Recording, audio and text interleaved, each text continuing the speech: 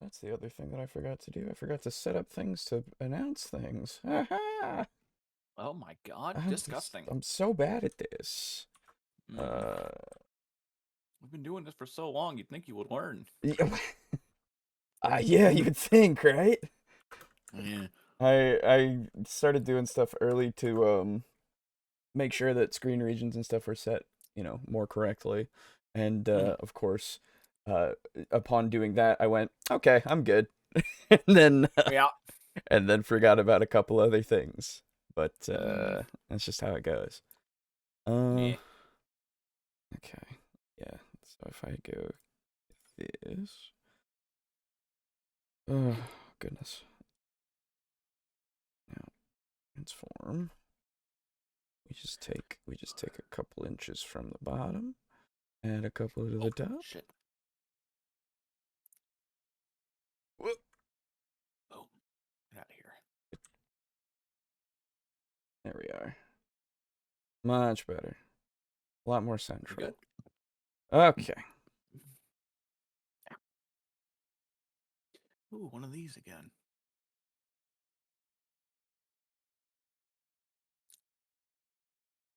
So I started Pikmin 2. Mm. Because I've never played Pikmin 2 and I never watched anybody play Pikmin 2. Um It's pretty good. It's a lot harder in some cases. yeah, I was gonna say I like it a lot more, Mm-hmm. in the sense of it being a lot more I guess complex. You've got a lot more Yes. interactions. Plus, they made it so the actual elemental things matter a lot more. Mm-hmm. Which is really good Yeah. because having your red Pikmin destroy fire vents is really cool and helpful, so that I don't have to like. I remember in Mm-hmm. the first game, there was a section where it was like, oh, there's a part that's like way over here, but look, all the Mm-hmm. all the Pikmin, you can only really use the red Pikmin, but also at the end there's some blue, like you got to get some blues in there so you can do the water. Mm-hmm. Yep. Um, And that was in what's it called? the The cave. Forest Naval, wasn't it? Yes, yeah, yeah, yeah. Yep, the Forest Naval, and it's on that section where there's that really high part over there as well. Yes. Yeah, yeah, yep. Yep, I Yep. know exactly what you're talking Yeah, about. exactly. Um and so I was just like, man, it would be so nice if I could just like, I don't know, like have the vents close or something so I could just do it all in one sitting there. Uh But no, but sometimes no. it takes longer than that, and Yeah. those are always the worst parts. Oh, that was not the one that I wanted to put there. Um The ones yeah. that take multiple days just always feel bad. Yeah, exactly, cuz it's just like I just want to get it all done immediately. Why would you Yeah. do this to me?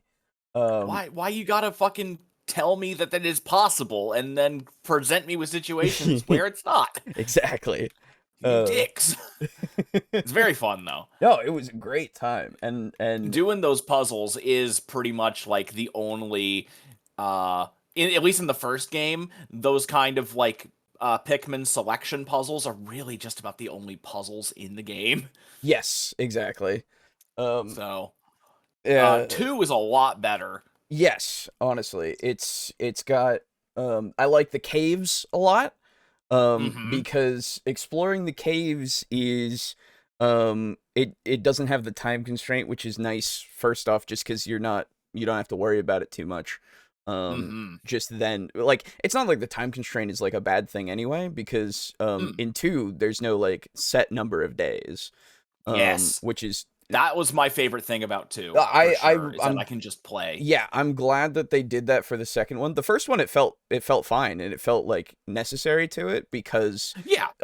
it's a survival game at that with that Mhm. first one, right? Because yeah, if you don't get back fast enough, you're gonna literally your life support's gonna go out and you're Exactly. fucking dead. Exactly. And so it was really good. And then with the second one, it's just like, oh yeah, but there's still a day-night cycle because the night predators will come and eat you if you're on the planet Mhm. for too long. But it's way You less just of a worry. yeah, you just don't have the overall like game time limit. Yes, exactly. Hello, Timothy. Uh, um, but yeah, so in the caves you can just take your time and figure out what you're doing, which is really neat. Have you had any random encounters in the cave fuck you up yet? No, I haven't. Oh, lucky Um, you. Well, it'll happen eventually. oh, Don't I'm you worry. sure things will happen.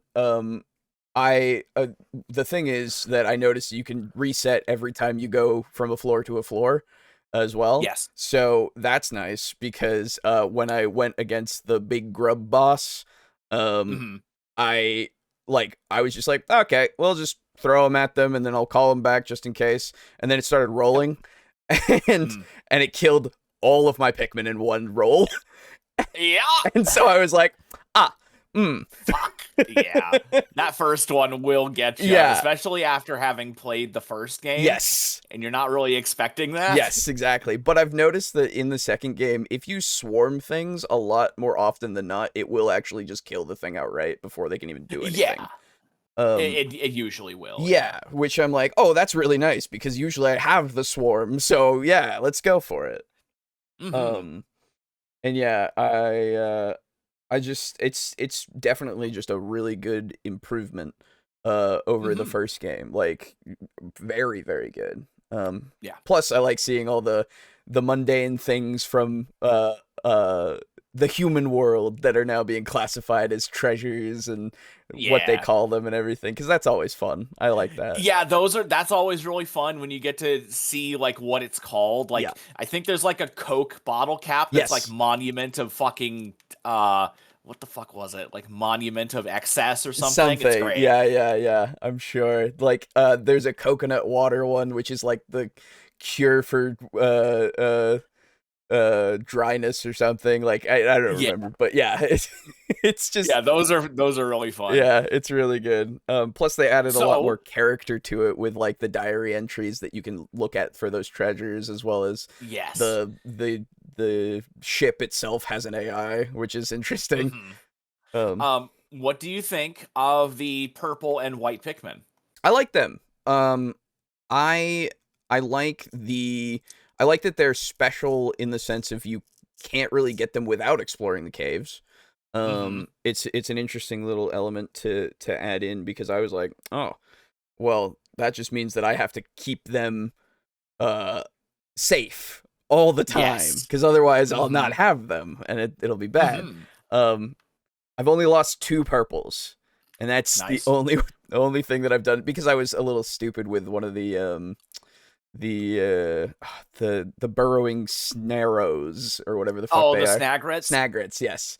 Yep. Snarrow and Snagrit are like That's another good name for them, actually. yeah, Jeez. Snarrow is another thing in that game. I don't remember because they was Yeah. saying it looks the same as a Snarrow, but if you pull them up, you'll actually see there's a difference. And I'm like, I what? um, I'm not gonna pull it up. Nobody pulls them up. That's weird. But Yeah. yeah. So yeah, I like that you now have the ability to have the like it's of course, you know, you have a big heavy unit that is also really strong but very slow, right? A Hmm. classic little thing. And then the white ones are immune to poison but so fast, right? They're super fast, and they are also poison themselves. Yes, that's right. It's good So if stuff. you want to be a bastard, you can absolutely just get a bunch of yellow Pikmin and just let a boss just eat them. Right, exactly. Yeah, for them. But yeah, no, it's again, it's just like a lot of good changes that I really really like. So, Have you thrown purple Pikmin on top of things? yes, I have. Okay, good. Yeah, Very good. they do their drop and it's good. Yes, it's very. um, but yeah, so I've been having a great time with that. Um, That's good. I started as well. I got custom robo for the Nice. Yeah, GameCube. dude, Mm-hmm. I used to play the shit out of Mm-hmm. that I game. played so when I was young and poor, uh Uh-huh. I got the emulation for the DS version. Okay. Custom Robo Arena, I think it was called. Mm-hmm. Um and I played the shit out of that. It was so much fun. It's you know, it's the same game basically, right? Yeah. Um and and so I was like, you know what? I want to play the first one cuz you know, it's a fun time. And yeah, I started playing that and it's still just as fun, which I'm so Yeah. happy So about. the thing that I remember the most about the custom Robo game for GameCube Yeah. is that when I had it, we still had like cheats and stuff. Oh So yeah. like the Game Shark, Yeah. and like action replay and Yeah, shit. yeah, So there is a thing in the custom Robo games where you have like robot parts, but you've also Yes. got illegal parts. Oh, I haven't gotten that yet, but fair enough. Okay, but yeah, illegal parts. If I remember correctly, illegal parts are parts that you can put on your custom Robo that can wind up hurting people because I think it's all Ah. virtual reality. Well, so there is in the game, in the lore, there's a switch Mhm. on your Robo that you have to press in order to not have them hurt people. And then when Okay. you do your battles, then you're all right. But yeah, Yeah. So the whole thing was might that circumvent it or whatever. yeah, there are these illegal parts, so like illegal guns and shit Yeah, that are yeah. like they'll always hurt Yeah, people. yeah. And because of the action replay, we were able to just always have them. Mm. And there were just some illegal parts that were like just super fun to play Oh, with. sure. And the one that I remember the most, I can't believe I still remember this to this day, is it's like a cannon or it's a gun. Mhm. And the way it works is it shoots these like big yellow crystals that fly up into the sky, hover, and then like shoot down and Mm. hit your target. Okay. And I always remember calling it the honeycomb of death because when you shoot up enough of them, it just looks like a big piece of honeycomb hovering in the sky that shoots Oh, out the yellow crystals. very cool. Very Yeah, cool. and it's very needler. Ah, yeah. Okay, I gotcha. Cool. I cannot believe I remember that. That was like when I was, geez, that was probably before I was even a teenager, Right? and I can Yeah. remember that shit. Yeah, I didn't have a GameCube when I was like little, so I didn't get to play a lot of GameCube games. I saw people playing them, right? Went What over did to you have when you were younger? I had a PlayStation. I had a PlayStation and Nice. PlayStation 2. Yep. Good shit. That was Good my shit. shit. Yep. That's why I have all the, PlayStation Sly games. Cooper. All the Sly Yeah. Coopers and all that. Yeah, exactly. Yeah. So, Shit. yeah, it's a good time. It was a good time. Mm-hmm. Anyway, Yep. Enough hello. nostalgia. Yes, that's right. Hello, We don't play old Lux. games here. No, never. Why would we do that? Although I did buy a thing to literally convert my GameCube to go to HDMI, so I could actually do. And I have an HDMI game capture card that I had bought specifically so that we could play older games. Hell yeah, dude. So yeah. Anyway, I see, Lux, you changed your name to Shinchara. There you go. That's cool. I don't know the relevancy. Would you like, instead of Lux, would you like me to call you Shin? Because that'll work. I can do that. It'll work. Anyway. Let's see. Character mistakes. This should be fun. Well, so we'll see how it goes. It's a newer video, actually. It's only a couple of days old. From Dungeon Dudes. We don't really do current videos too often, but this one was too tantalizing to pass up. So we'll see. Viridi compliant and Mononoke pilled for the defense of Yggdrasil. Gonna be a bit before I can update my @handle though. Oh, well, there you go. Talking Pikmin right now too. A lot of synchronicity going on in here. Yep, that's right. Yeah, dude. Pikmin's great. Pikmin's great. Yeah. Love that game. I watched Let's Plays of Pikmin, but never played it myself. Always looked cool. It's good. It's a good game. And 2 is a good game. I want to finish it and then get to 3 and then see about 4. Because I'm very much a fan of many series that you are a tiny person. I've noticed that, yeah, actually. I don't know what that says about me. Is it because you yourself are I tiny? might be, literally. It might be that I just relate better to tiny protagonists. I don't know. Yeah. Have you ever played in an RPG as a small race? I did literally in last one. I guess you did just now. Yeah, in Devils and Dice. So yeah. But before that, I don't think I ever have. No. Oh my god. No, I've played a goblin before, but we didn't go too long with it. And I think I have a gnome character that I have a few things for, but I didn't really go anywhere with him. But other than that, no. I've not. Yeah, just video games then. I guess. I mean, like I don't know. It's fun to be the small character because then you can make all the jokes and people go, "Oh, you're tiny," and I go, "Yeah." Yeah. It's just fun. Uh, Yeah, no, small characters are fun. yeah, and yeah, I really like it's like Olimar. You've got Olimar in Pikmin. You've got Chibi Robo in Chibi Robo. Like Mm-hmm. those are the two ones that really spring out to me. I'm sorry, Olimar and Louis. Which Mm-hmm. every time you switch between them, it's always fun to just hear them go Olimar, Louis. Yeah, it's fucking weird, And man. I like it though. Every time I Yeah, switch, I have to say it with them. yeah, dude. It's fun. Um, That's another thing that was super nice is having the two captains who can yes, go and do shit separate from yeah, one another. God. and you can throw Pikmin to each other if you need to. Like one's on Mm-hmm. a ledge, the other one's down. Oh, so Yes, nice, so nice. so very good. Um, hey Draco Kraken, what's up?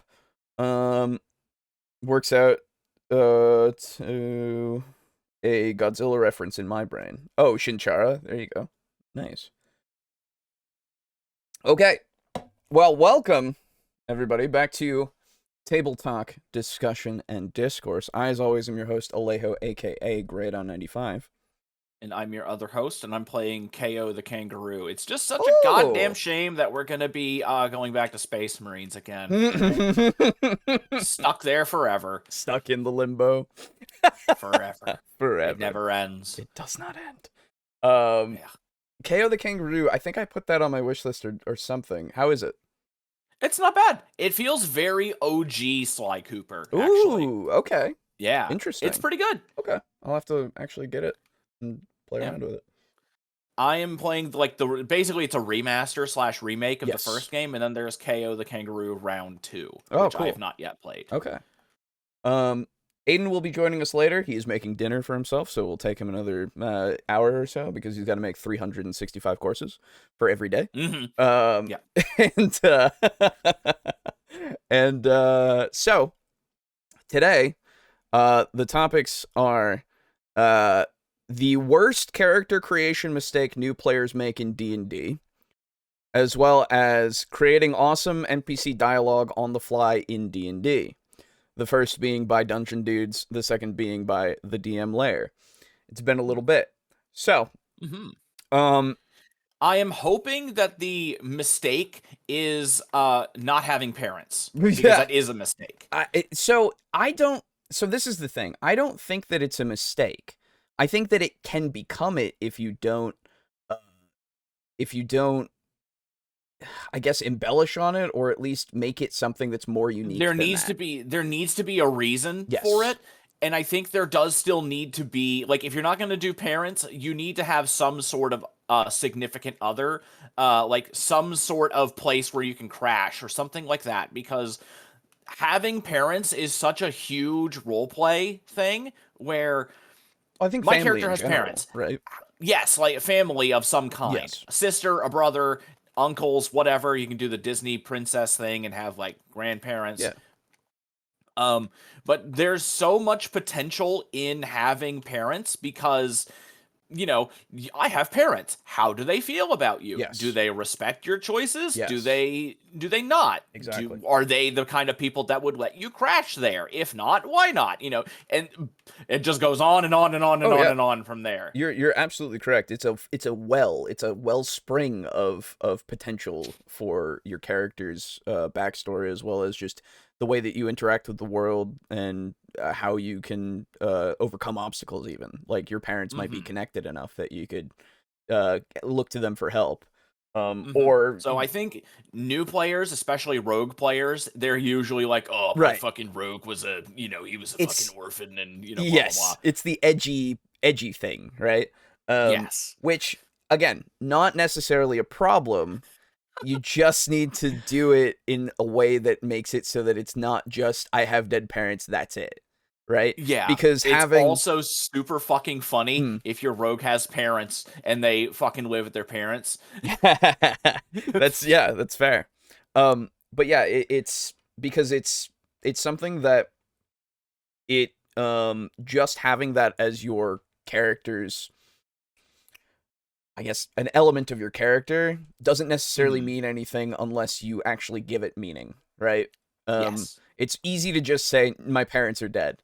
but it's harder to say my parents are dead, so because of that, and so on and so forth. You can literally look at Batman for a good example of my parents died, so I decided to go crazy and use my multi-million dollars to fight crime. Multi-billion, really. Right, yes. At that point, yes. But you know, so it's literally one of those like things that you just need to expand. Anyway. So it might be that. I don't know what else it could be, really. Because the other thing is this is Dungeon Dudes. And Dungeon Dudes are really, really into doing the more tactical, more like damage focused stuff, right? There's a lot less narrative stuff that we see a lot of the time. Hello. Oh. Hello. How you doing? Doing all right. Alejo said you were going to be cooking a 365 course meal for the entire year. Why are you here so early? Wow. This joke gets funnier every time it's told, Boo. Yep. I'm not the one that fucking told it. True. Not this time. He wasn't. I'm literally, I was just making some like penne Alfredo. Yep. And the Alfredo was jarred. Don't worry, Boo. Okay. Where are we doing? Where are we? Doing? Jesus. Where are we? What are we doing? We haven't. Hello, Dracula Kraken. We haven't done anything yet. We're going into the worst character creation mistake new players make in D&D. Ooh. Which, as Boo put it before, probably the dead parents thing. Probably that's it. Yeah. But as I was saying, yeah, it probably is. But I hope they will have something new. Same. But Dungeon Dudes are very much more a combat focused channel, so I don't know if that would even play into it at all, because we rarely see more narrative reasons for their decisions. So we shall see. Yeah. But let's see.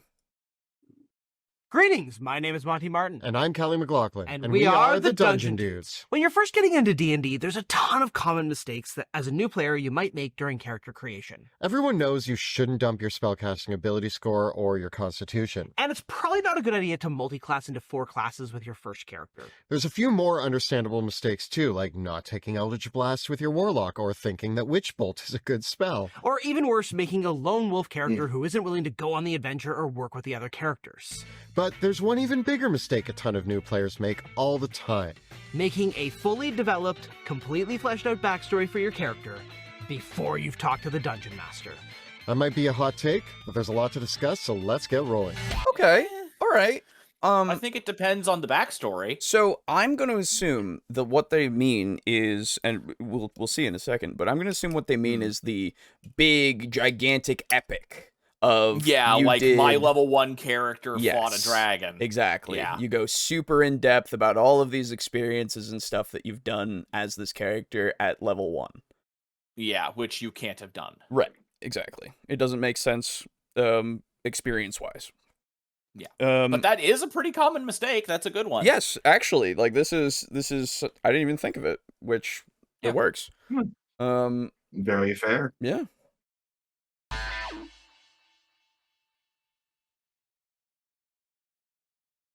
Oh, yeah?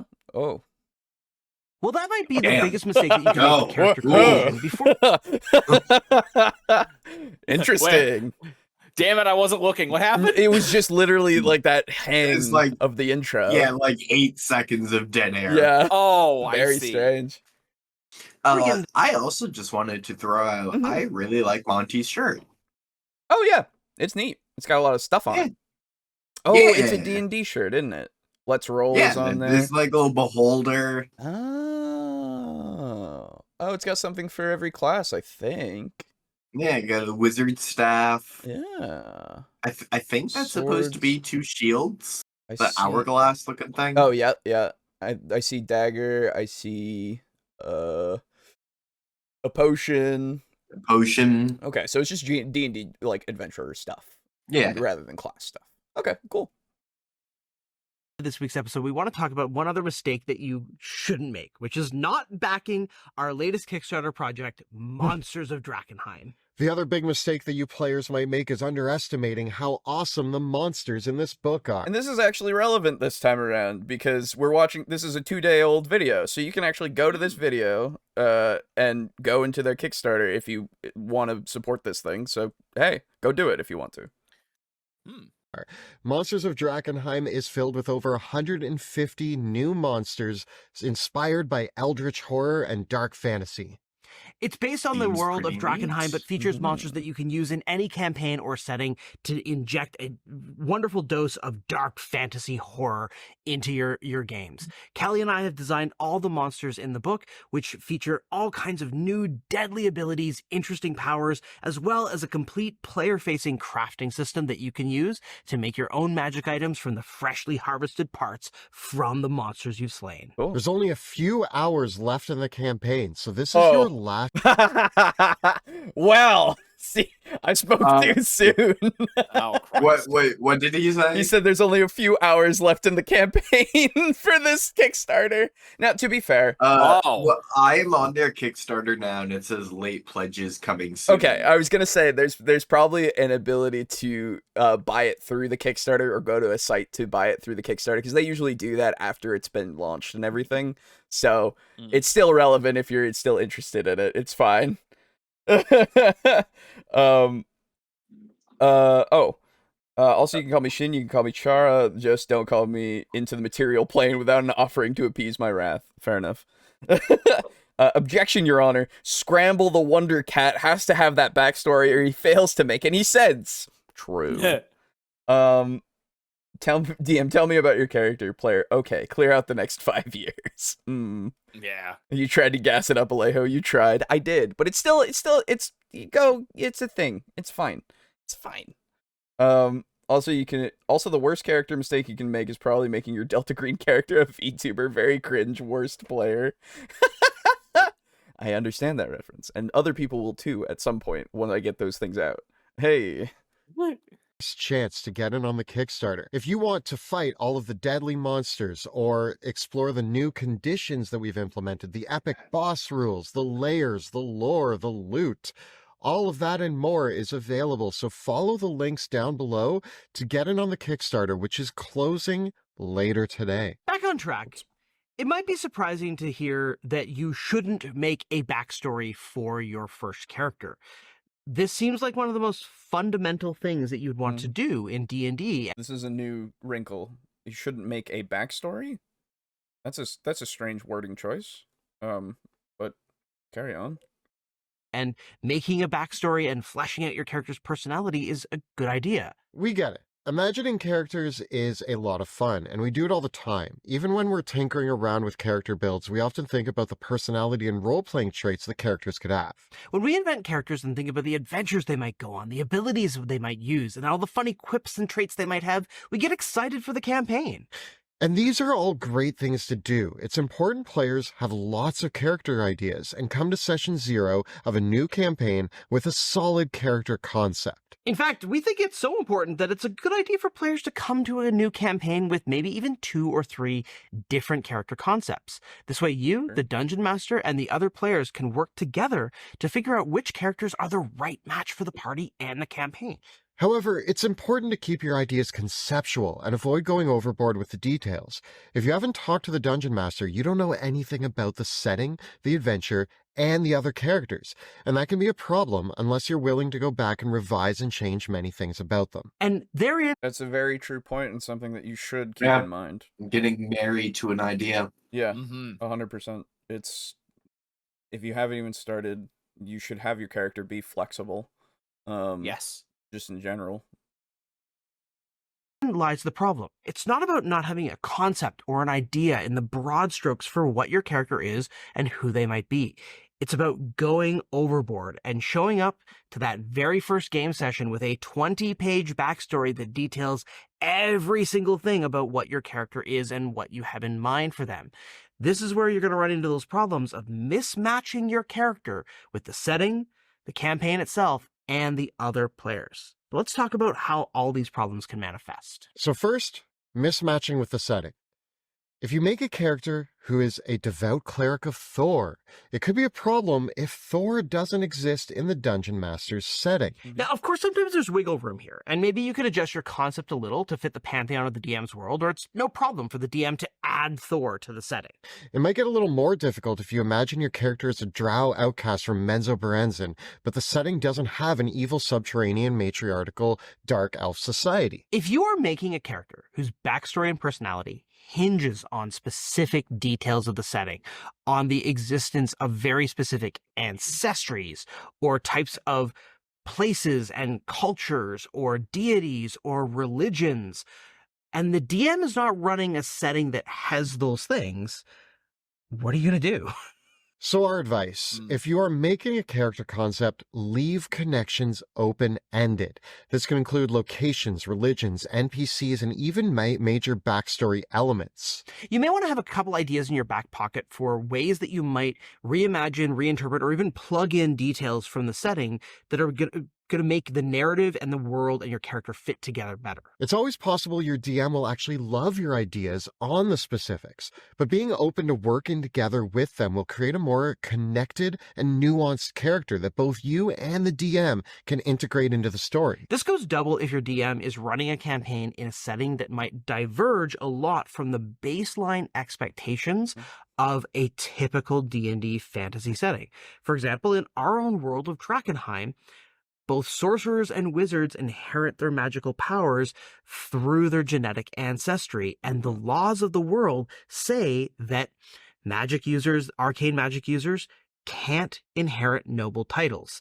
Might be a little of a problem if you're planning on playing a wizard king in a setting where wizard kings are against the international treaties established in the world. Right? So this is why it's really important to know these details from the DM about the setting before you make your character too detailed. Okay. There's a lot there, but I kind of just figured I could let them, kind of go for it for a bit. Yeah. Let them cook. Yes, exactly. No, that's it's all like very, very, very good advice for new players for sure. Just in general, really for everybody. Having your backstory be very open-ended with a lot of, this is a person that I have in this in my past who helped me, but you don't necessarily have, the maybe the name and a lot of the details. You can at least have a personality of some sort that can be assigned, that can work. Places as well, as long as the vibe kind of fits. Your DM can just substitute whatever they want in for it. But also like just open-ended questions of like, we were talking about the dead parents angle before, but a way that you could do it to make it so that it's a plot hook that could be utilized later is you don't know how your parents died, right? There is mystery behind it. No one seemed to have figured out how they died. It was due to some sort of natural cause, at least to everybody else, but it doesn't necessarily match up with like the day or the weather conditions. Like something is off about it, and everybody knows that, but nobody can figure it out. So there's something there for like your DM to go, ooh, let me just maybe there's an NPC later on that you can give you some information that you that goes, hey, your parents were actually murdered. And then it's like, whoa! But like stuff like that to add those open-ended quest hooks, I guess, that you can have your DMs give is really good. I will. I did just want to add one thing. Yeah. I thought of when he mentioned the draft from Menzoberranzan. Yeah. If your character has something like a sociological pressure or a like a common like way of doing things, and you come up with that as a player and it doesn't fit your DM's world, the DM can very easily hand wave that away by saying that was in a different part of the country. Things aren't like that here. True. Very true. And it really does give you as a player a lot of power to like come up with cultural expectations, and it allows the DM to crowdsource their world building. Yes, that is true. Mm. Utilizing players' backstories to populate your world a bit is a very helpful technique that you can use to world build as a DM for sure. The what was it? There I remember one of my characters, his name is Gimbal. I've talked about him before. He's one of my favorite characters that I've played. Um, he was a wild magic sorcerer who didn't want to have his magic anymore, but he utilized it to enhance his performances. Because he was a bard by trade, not by class. Was Gimbal a gnome? No, he was not. Everybody Interesting. asks if I got the name from D&D's book because Gimbal is a gnome in that book. Yes. I was going to ask it not only because Gimbal is a gnome, but like also a gimbal is like a type of thing you build, like Yes. turrets, like portable turrets swing on gimbals. Yes, it's very true. I had no inspiration from that. I had no inspiration from reading the name Gimbal in the book, because after being asked that the first time, I looked at the book and went, "Oh." It just my names are when I come up with them, I usually go for G's, I go for M's, and I go for I think A's sometimes, but R's as well. It's just, I don't know, they just feel right to me a lot of the time. And then you should Also name a character Graham. wise. I should. But Also wise because Yulon. he's the only one that I've ever had a Y. Really? Yes. But yeah, the what was I? Yeah, open-ended backstories. So Gimbal, I had his backstory pretty fleshed out. And basically what I did was I left places blank, but I kind of filled in everything else. And my DM at the time was totally okay with that, thankfully. And just I worked with her on where like would fit, in her world. So that's how I was able to at least fill in those places. Thankfully, nothing else conflicted much. And I did, unfortunately, drop a big aspect of his backstory just because it never really came up. Just during the role play, I would do things, but then it never really fit the character, which is another thing that you should keep in mind with your backstory, is that some of the elements of your backstory might not really fit once you start playing. Your experience as that character might change the way that you look at how you wrote them, I guess. And I think it's important to keep that in mind and work with your DM if something comes up or if it never comes up really in your mind, and again doesn't fit the character, and you can say, you know what, let's scrap that part. Let's get that part out of here. We don't need to worry about that. You don't need to do anything with that unless you want to, I guess. But it's just I've just never thought about it. At the end of the day, communication is very important. As we've always stated, because as they have said in this video, you need to know about the world before you really hard claim things for the character that lives in that world, supposedly. I had an issue once with a player who made a whole ass dream prophecy about his character. Oh, Jesus. And I was like, okay, cool. I guess I will swing this. Yeah. I can imagine that was a little hard. let's see.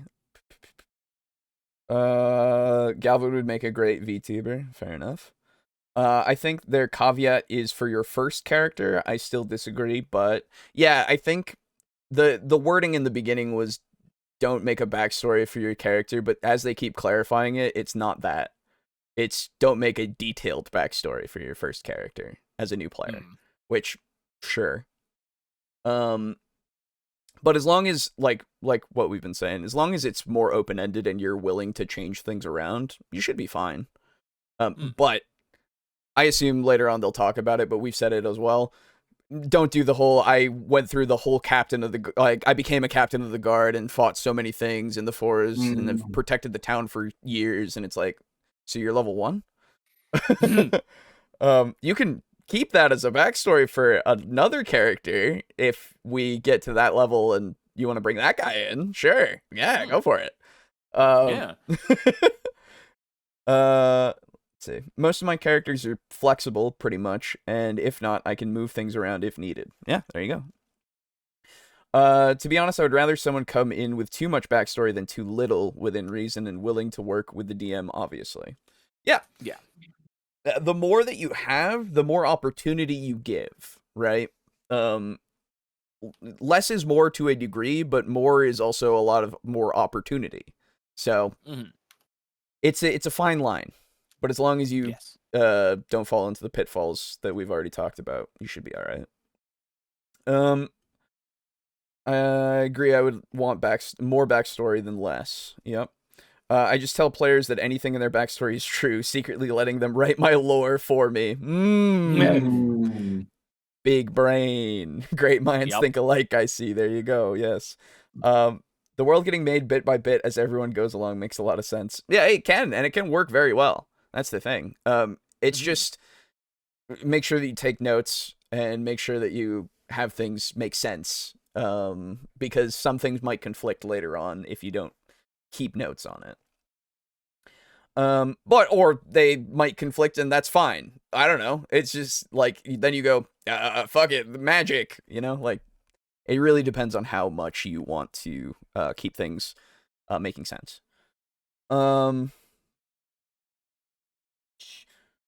It might be better to start world building after getting to know all the players' characters first, so problems like that won't come up. That's an interesting thought. It could. Yeah. It depends, right? If, like, I forgot to talk about this before, but I'll talk about it now. All of you now know that are a part of the Discord that have watched through a lot of the videos and stuff that we put out. Devils and Dice has finally been completed, which is great. It was a great time. Thank fucking God. Absolutely a blast. And we're going to be doing Vampire the Masquerade as our next big campaign. And I'm going to be running it. I have I started like writing stuff down as I was at work most of the time. I bought a little notepad with me and I have a pen that I have for that notepad specifically. And every time something comes to me, because I'm at work and I get bored, every time something comes to me, I just start writing stuff down. And I've actually had a lot of inspiration get into my brain because of how bored I get at work sometimes, which is great. So I have like a lot of ideas and stuff down, and I know the setting that we're going to be in. And I know the city, and the setting is the modern times. It's fine. But the city I know we're going to be in and all that kind of stuff. And before I had the city, I had an idea that now like serendipitously works with the city like really well. Perfect. So I was like, so, congratulations. Thank you. We're going to be in Las Vegas, Nevada, by the way. Yo. Yes. So so now when you say Las Vegas, do you mean Paradise or do you mean Las Vegas? Well, because technically the city where all the gambling happens and all the hotels, that's actually technically known as Paradise. Is it? Okay. Oh, is it really? Yes, I didn't know that. It's actually not it's fucking weird. Well, then it will be in the idealized, it is Paradise, but it's Las Vegas. You know. It's the Vegas you always see in the movie. Exactly. Exactly. Okay, yes. So, but I mean, you'll probably go to a local and be like, man, I'm in Las Vegas. And they'll go, now that I know, they'll go, shut up, it's paradise. Yeah, dude. You can look. You can actually look that up. It's Yeah, fucking I will weird. actually. I need to do some research on Las Vegas itself. You But mean paradise. yeah, sorry. Yes, paradise. But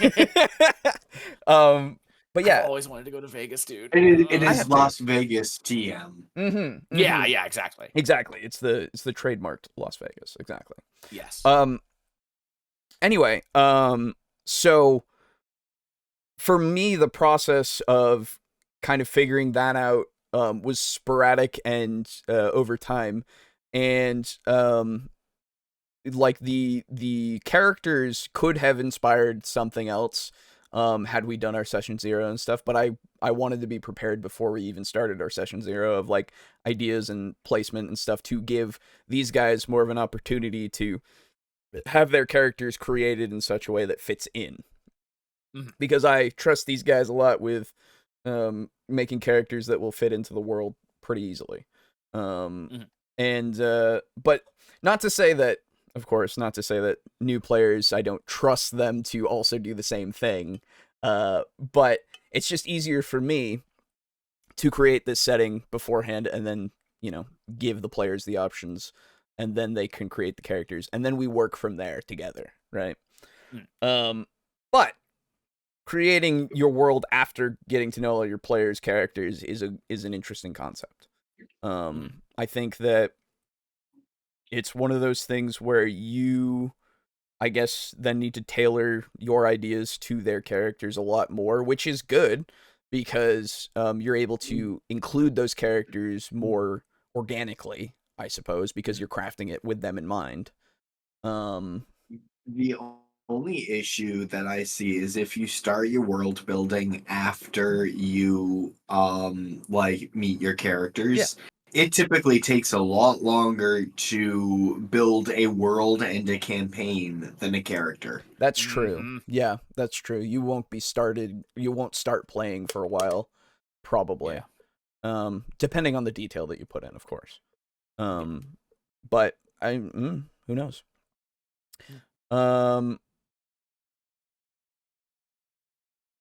I suppose there is a within reason caveat on the anything in your backstory is true thing. That's fair. Yep. Yeah. Viva Las Vegas. That's right. Las Vegas vampires. Awesome. Yes. It's. I hope that it's interesting. Dude, Vegas vamps. Yep. Oh, jeez. I've already come up with the name for the chronicle as well. Like. Is it? Oh, nice. Instead of Devils and Dice, is it Vegas and Vampires? No. No. It's got a little alliteration. It's not gonna be as on the nose like that. It's It's Sunrise in Sin City. Ooh. Very good. Are we gonna be daywalkers? You could be if you wanted to, if you're a thin blood. But oh, that's right. Yeah, Yep. they actually have that. Some of them can, not all of them. Yeah. But it's just it'll make sense. Don't worry about it. So which one of you is the washed up pop star with a floor show? Yeah. Well, we haven't even made characters yet, so honestly, nobody at the moment. We'll see how it goes in session 0, and I'm gonna make session 0 a Patreon exclusive, Patreon/Ko-fi exclusive, and then we'll just start with session 1 after that and all that stuff for quote unquote syndication. I don't know. But anyway, what's that? TableTalk discussion and discourse is going to Las Vegas and bringing every Patreon member there with an all expenses paid too. With all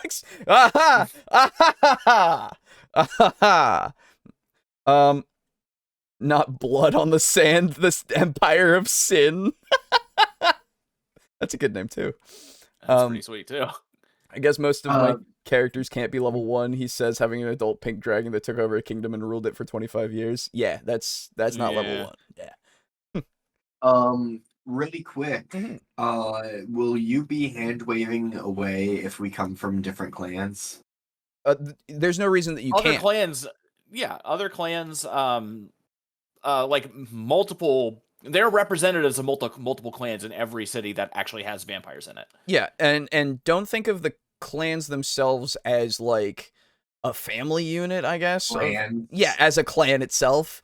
Yeah. It's just your bloodline, basically, right? Like it's Yeah. All right. Fuck yeah. Like yes, they do So, like, technically have a head. So it's your class, basically. Yeah, basically. Yeah. You can think of it like this. There are both white people and black people who get along. What? Okay. What? So I don't- you know how like some of the clans are at odds with one another. Yes. Most of the regular vampires in each clan don't actually really give a fuck about the like super duper politics of vampire, and they are totally willing to hang out and do shit together. Okay. What a weird way to put it, but yes. I know. I just figured I'd go with the racist joke. Sure. But yes, so coteries can be made up of any clan in any vampire. It's just, it's whatever. You don't have to worry about it. Anyway. So, oh yeah, that's also a shout out to all of our table flippers. If you are a table flipper and you want to submit NPC characters, you can start doing that right now. As soon as possible, in fact, if you want to. Of names, you can go as I've said before, you can go as detailed as you want. But names and stuff, or specific personalities and stuff, I'll do my best. I'm not. It does need to fit within Vegas. Yeah. This year. It will be a modern time setting. It will be, but you don't have to make them like speak of the modern time because they're vampires. That is true. That's the thing. Vampires. Oh, so every NPC is going to be effectively a vampire? Well, no. Oh, okay. But what I mean is, if you have a character that you want to be more eccentric in such a way, they can be a vampire, and because vampires are stuck in their ways a lot of the time. Like that is just how they are, because they fucking boomers. They continuously cannot change. And the ones who do adapt are better off for it, right? Anyway, would Massimo fit in? Yes. Yeah, very much so. Yeah. So which of the clans secretly owns Caesar's palace? Don't worry about it. But yeah, so we have a Discord channel that if you're part of the Patreon or the Ko-fi, you can access, and you can submit character ideas and such. So go for that. If you send in a donation and you add in a little note of character stuff, I'll take those as well. But it's mainly for the table flippers who have been supporting us for years at this point. And those who also want to support us in the future, of course. But it's a whole thing. It's going to be a whole thing. Anyway, now that I've shilled a shit ton right now, I'm sorry. Let's continue. Yes. Next up, mismatching with the adventure. What if you create a great character concept that just isn't the right fit for the campaign? For example, perhaps you made a gung-ho pirate captain who is excited to hoist the black flag and terrorize the high seas. But you might not get to do those things in a urban political intrigue campaign. Now, sometimes a fish out of water story like that could be really interesting, but you need to consider that so you aren't disappointed if the campaign doesn't have the opportunity for you to do what excites you about the character. It might be cool to be that pirate in the political intrigue campaign, but not if you were really hoping to bombard an enemy pirate ship with cannons, and you're never going to have the opportunity to do that. And also keep in mind that the most interesting thing in your character's life hasn't happened yet. It's very common for new players to make a truly epic backstory for their characters, with interactions with God. I really don't what agree. I'm just seeing is less don't be detailed and more don't come into the campaign with expectations. Well, yeah, I guess so. Yeah, that does track a bit better, because until you're told anything about the campaign, you don't know what to expect. So you shouldn't hype yourself up for something that it might not be. But I also don't necessarily agree with this point of the most interesting thing hasn't happened yet. I mean, yes, technically, right? But the most interesting thing that's happened to your character might have to create this situation of them becoming a character, you know? Mm-hmm. So it shouldn't be super grandiose, but if you think about it, like just think about it in terms of, I guess, more realism of you were a peasant, basically.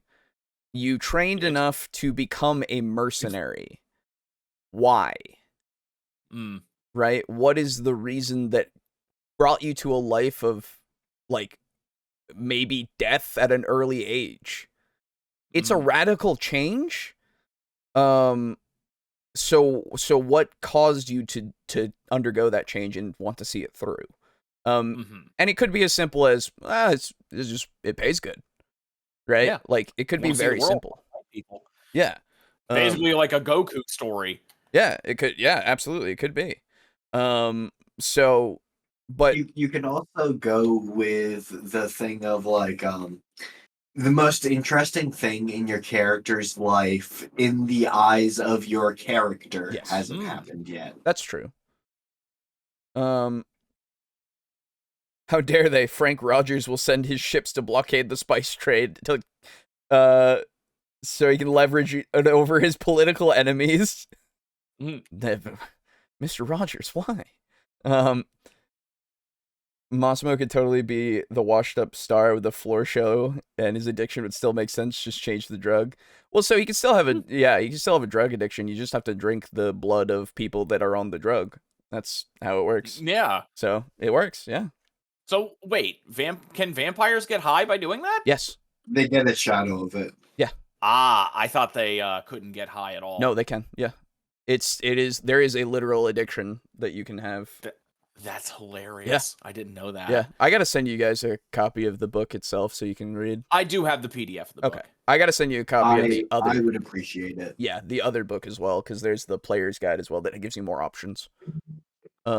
So, but yeah, I'll do that later tonight when I find the files, because I think they're on my other computer. But That's right. You do have two computers now, don't you? I do, yeah. It's ancient dragons and horrible monsters. But again, the most interesting thing to ever happen to your character is going to be what happens in the campaign. It hasn't happened yet. So the best way to address this is coming to a session 0 with 3 to 4 different character concepts means you won't be let down when your pirate isn't a good fit for the political campaign. Get excited about a few ideas and decide during session 0 with the group which character concept fits with the other players and the DM's ideas. Or It's maybe okay. just have the DM tell you, hey, what kind of a game is this going to be? Yeah, maybe be proactive beforehand, just a little Yeah. bit. Like I Like, get, it's nice that you told us that it's going to be in Vegas, because I didn't know where it was going to take Right, place. exactly. And I would like to know that before I make my character, because that way Yes. I don't have to, like, waste a whole bunch of extra time during character creation coming up with a concept. yes, yeah, Yeah, like if I hear, hey, come up with a vampire that could live in Las Vegas, I go, all right. And I already have a seed for what my character's like whole story will be. exactly. Mm-hmm. Yeah, it's So- very helpful. So I don't. Yeah. So do your players a fucking favor and just tell them where the campaign is going to be before session 0. Yeah, And give us a general idea of the tone. Is it going to be kind of like a neutral campaign, at least in the beginning? Is it going to be something that's tense, political? Is it going to be kind of a comedy? Right. You know. yeah, and like that's the other thing. As a new player, I understand, not necessarily knowing what to expect or anything, so you don't necessarily have the questions to come up with, or you haven't come up with the questions to ask your DM necessarily at the time. But in general, being a new player, being inquisitive is kind of helpful. So take that first step to ask if you have communication more than once a week or month or whatever your campaign is going to do.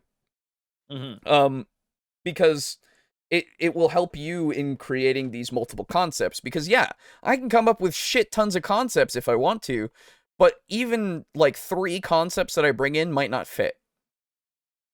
Like they still might not fit because maybe I'm married to a specific setting I'm married to a specific type of character, personality or class. Like, it just, something might not fit even with all of my options that I have brought to you.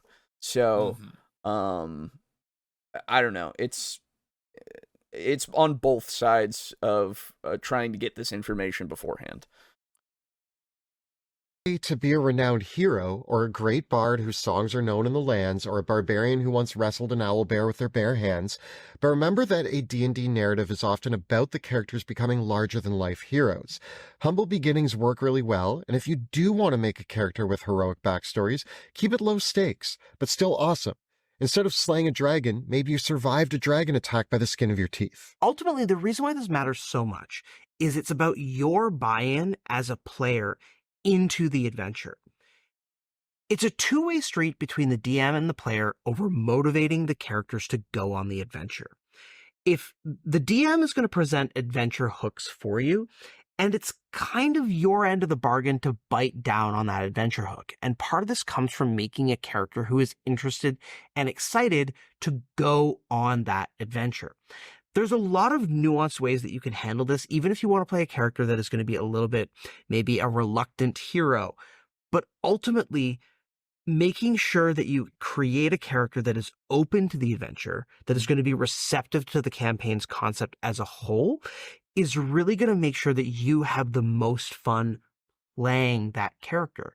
Because it is kind of this idea of, if you have exciting things in your mind for what your character is going to do, well, don't you want to be in the environment that facilitates that best success? Mm-hmm. It's kind of like matching the athlete to the right sport. We're not going to take a golf player to a tennis tournament. And so, But they might take themselves. Well, that's fucking rude. They might take What if they themselves. wanted to come to the tournament? You're not allowed to watch, golfer. Get out of here. Yeah. Get the fuck out. Jeez. Gates kept. How rude. even though they might be good at certain things, and that can be interesting and the funny premise for some sort of rom-com, at the end of the day, if you want to be that awesome character doing the awesome pirate adventure, maybe save that character concept for the time that it's really going to get the chance to shine. Lastly, what if you're mismatched with the other character? Yeah. One of the worst outcomes from all of this can be a character who simply won't get along with the other characters. Make sure that you aren't setting up your character to be antagonistic to the other player characters in some way, shape, or form. Or even worse, trying to set your character up as the main character. You need to be part of the group. Be careful about backstories which situates your character as a chosen one or a prophesized hero if you haven't talked to the DM about how that could work. When you do that, you're not thinking about your character as part of a story. So no, before we get too far from it, maybe they'll get back to it in a bit, but the not being antagonistic at all thing, I mean, for a newer player, maybe it's better advice because you might not know how to handle it as easily, because you see it and you hear about it a lot of, like, I make the thief. I like stealing things. I take things from the other players, right? Which, as I've had happen in a game that I've run. Which made it so that everybody for a little bit was a little angry, but we figured it out, thankfully. But at the end of the day, you can still have them be conflicting. You just have to not make it so that it's a problem, I guess. Because even then, it's interesting, right? Even if it is a problem, because like, say you're in a setting that has, well, this is a setting that could be literally anything. So, a setting that has different factions, and each of them vies for control of the world in some way. In some respect, they want to be on top.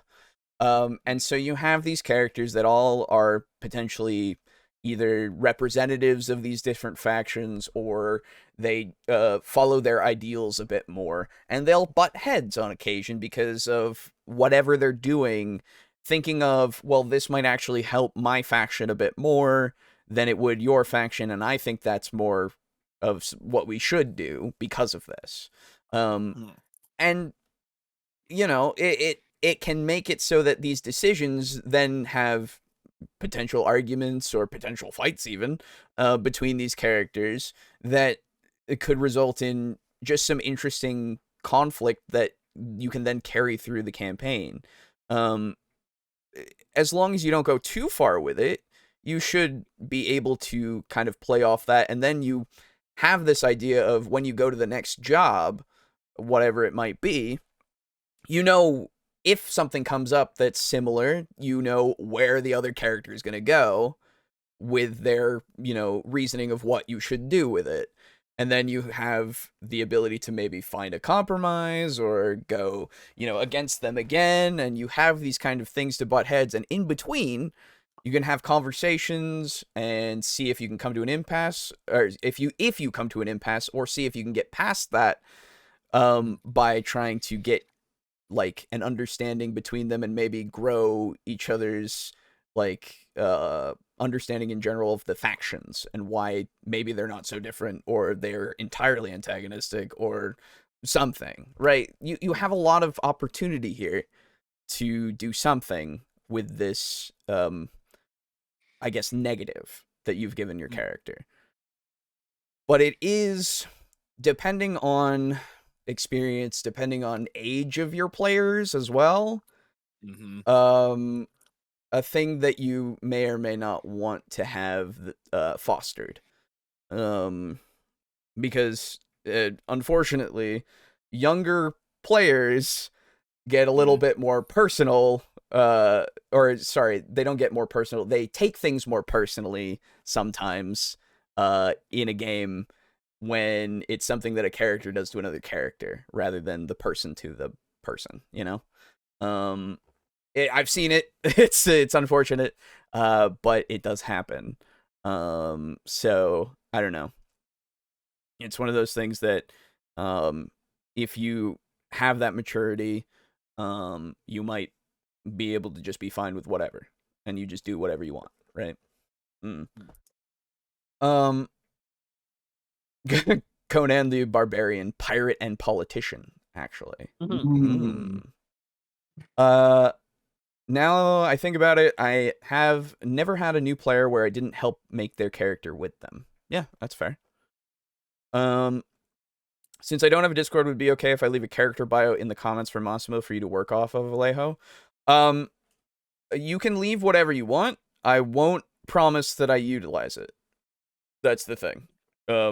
For the table flippers in Patreon and stuff, I will very much attempt to utilize anything that you give me.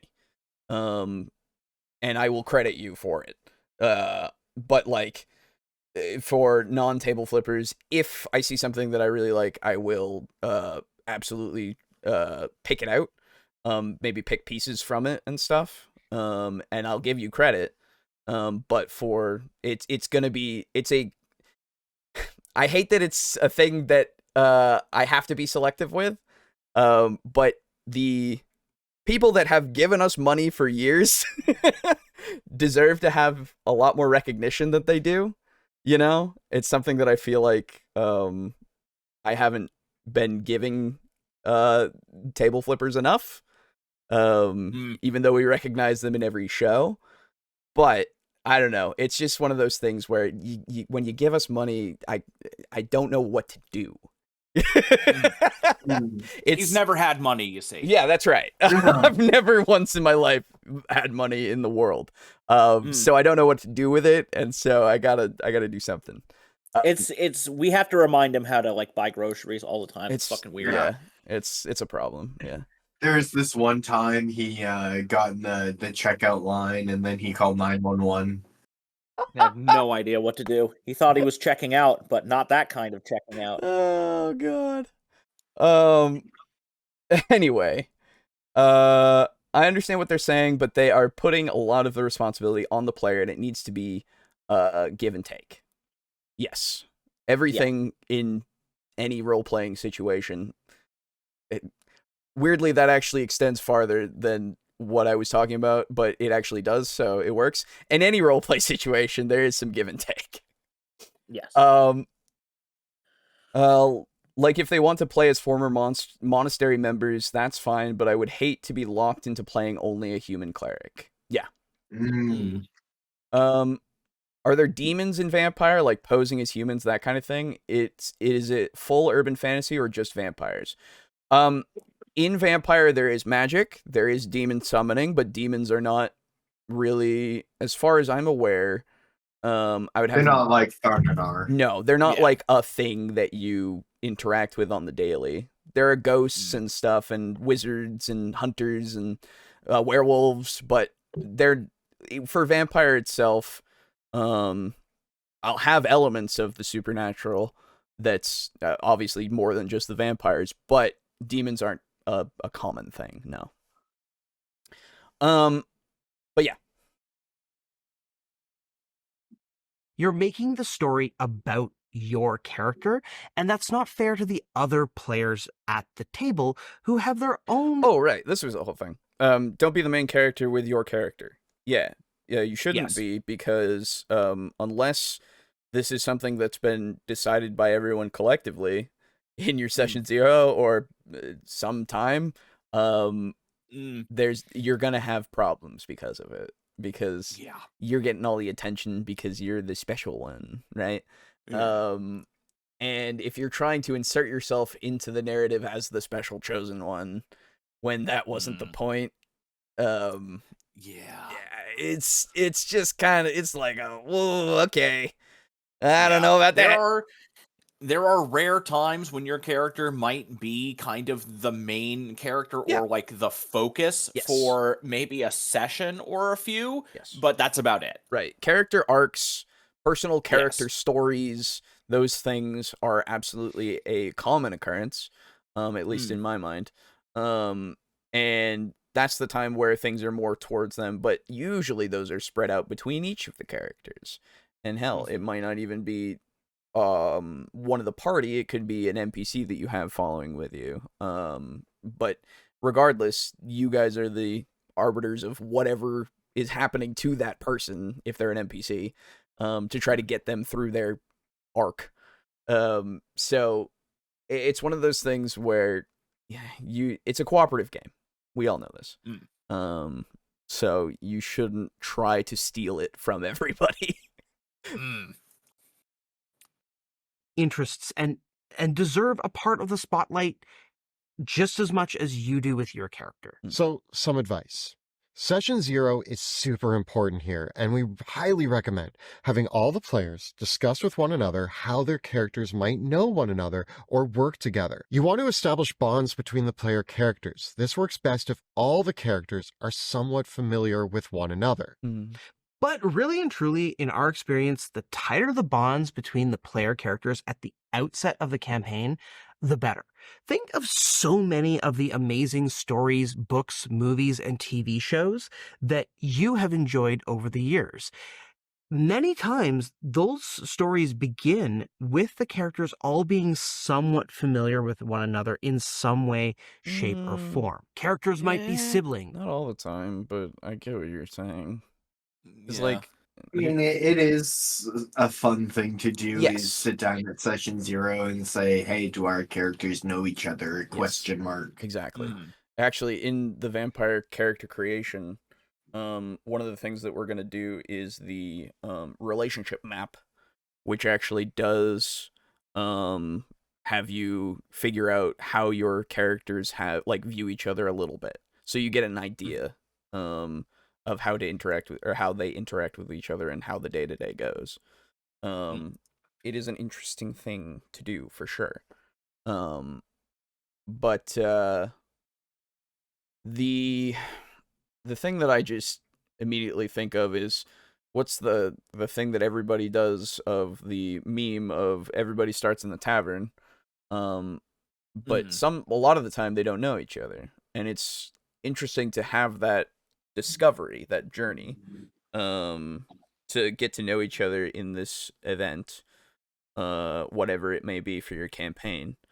So I wouldn't discount it entirely, but I also fully do endorse having your characters know each other from the beginning, just because it makes it easier to not have the puppy dog party. of everybody follows each other around just because they know each Yeah. other. Yeah. So Well, I would say a huge issue with a lot of campaigns is the fact that players just not implant imprint on each other yes. like instantly, Mhm. and they're like, "Oh, I have no reason to follow you, Yes. but I will follow you because I like your vibe." Exactly. Right. Which it's Um, fine, right? It's fine. It's also very boring. But it can be very boring after you've seen it the 37 times.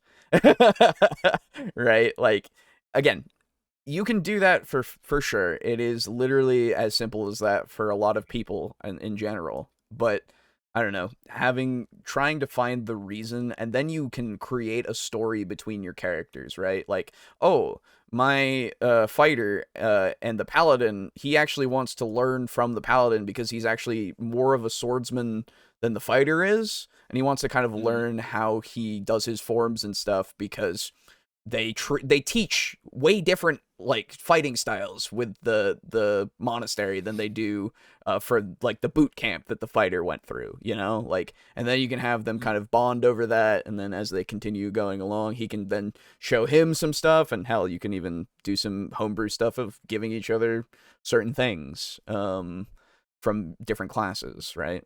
But it's just something like that to give you more opportunities to have that role play and all of that. Cousins, old friends, war buddies. They might be mentors and teachers.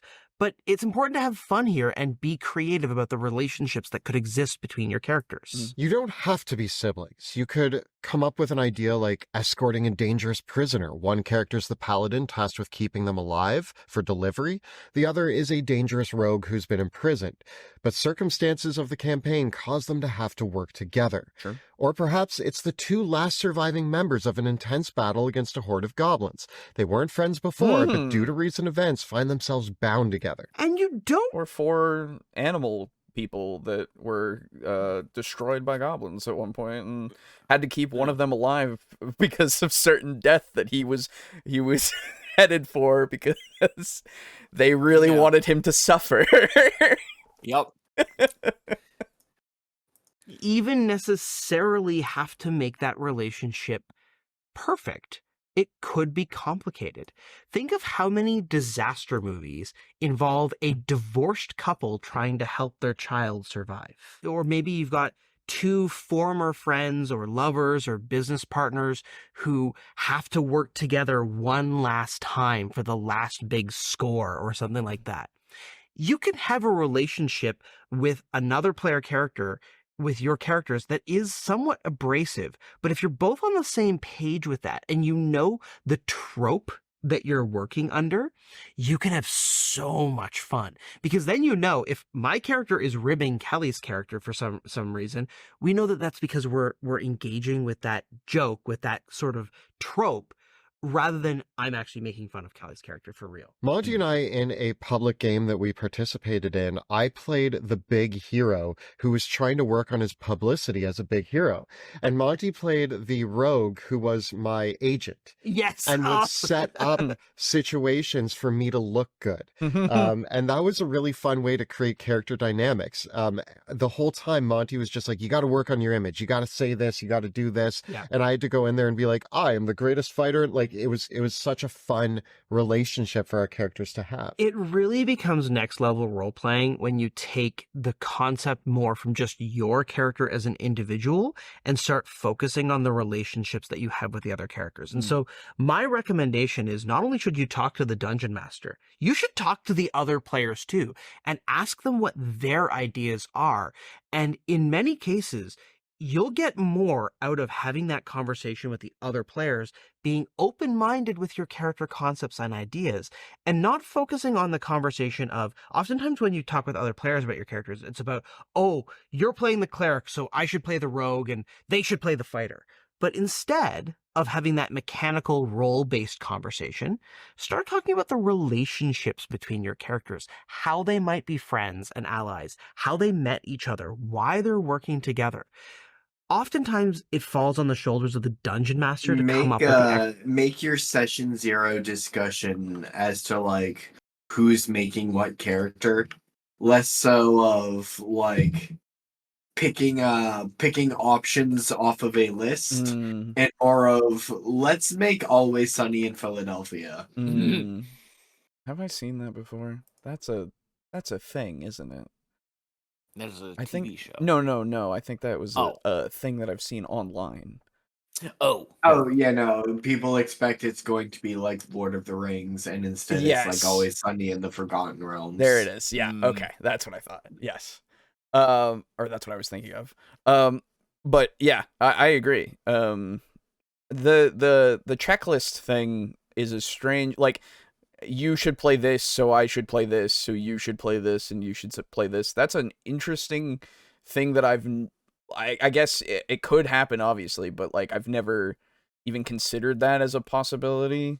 Because it's more and it's, again, this might be just because of people that I play with, but it's more the I want to play this kind of character, and yeah, it might not be that they might include classes and such, but it is to go along with the vision they've created of this, the personality of this character. Because you don't just say, or at least I haven't heard people just say, I want to play a wizard.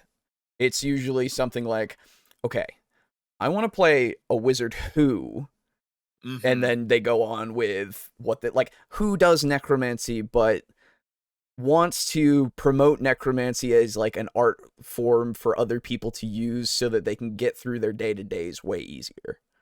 You know? Utilize your dead parents. Yeah, dude. And like, have them keep working. There's so much shit that undead things can do for us. Exactly, right? You know, not to keep providing examples to the contrary, but yep.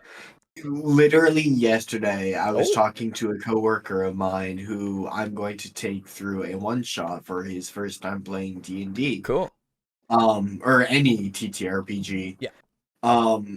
And we were talking, and I was like, one of the first questions you need to ask yourself is, what do you want to be? Do you want to be the frontline fighter with a big fucking heavy weapon? And like, maybe you're armored, maybe you're not. Do you want to be like a mage? Do you want to be like an archer? Mm-hmm. And then he immediately goes, I want to be sneaky and I want to have a prison shiv. And I went, fantastic. Let's work with that. That's a rogue. That is, yeah. Yeah, exactly. That's a rogue. And based on another couple of things he wanted to do, I was like, this will be like a 15th level one shot. Yeah. We can absolutely make you a special item that gives you this. Fair enough. Like, well, so the thing that I would just point out is that you supplanted the idea because you gave him the character class options as the thing, rather than asking like, I guess questions that would lead to more of the personality. Which, again, there's nothing wrong with that, of course. It is still an example of I want to be the rogue, basically, instead of saying I want to be the rogue butt. I am saying like that's like a perfectly valid way of character building. Absolutely it is. Absolutely it is. I hope I wasn't coming across as saying that it wasn't. Yes, I'm just saying in general, I usually hear the other way of more than just class. So I found it interesting.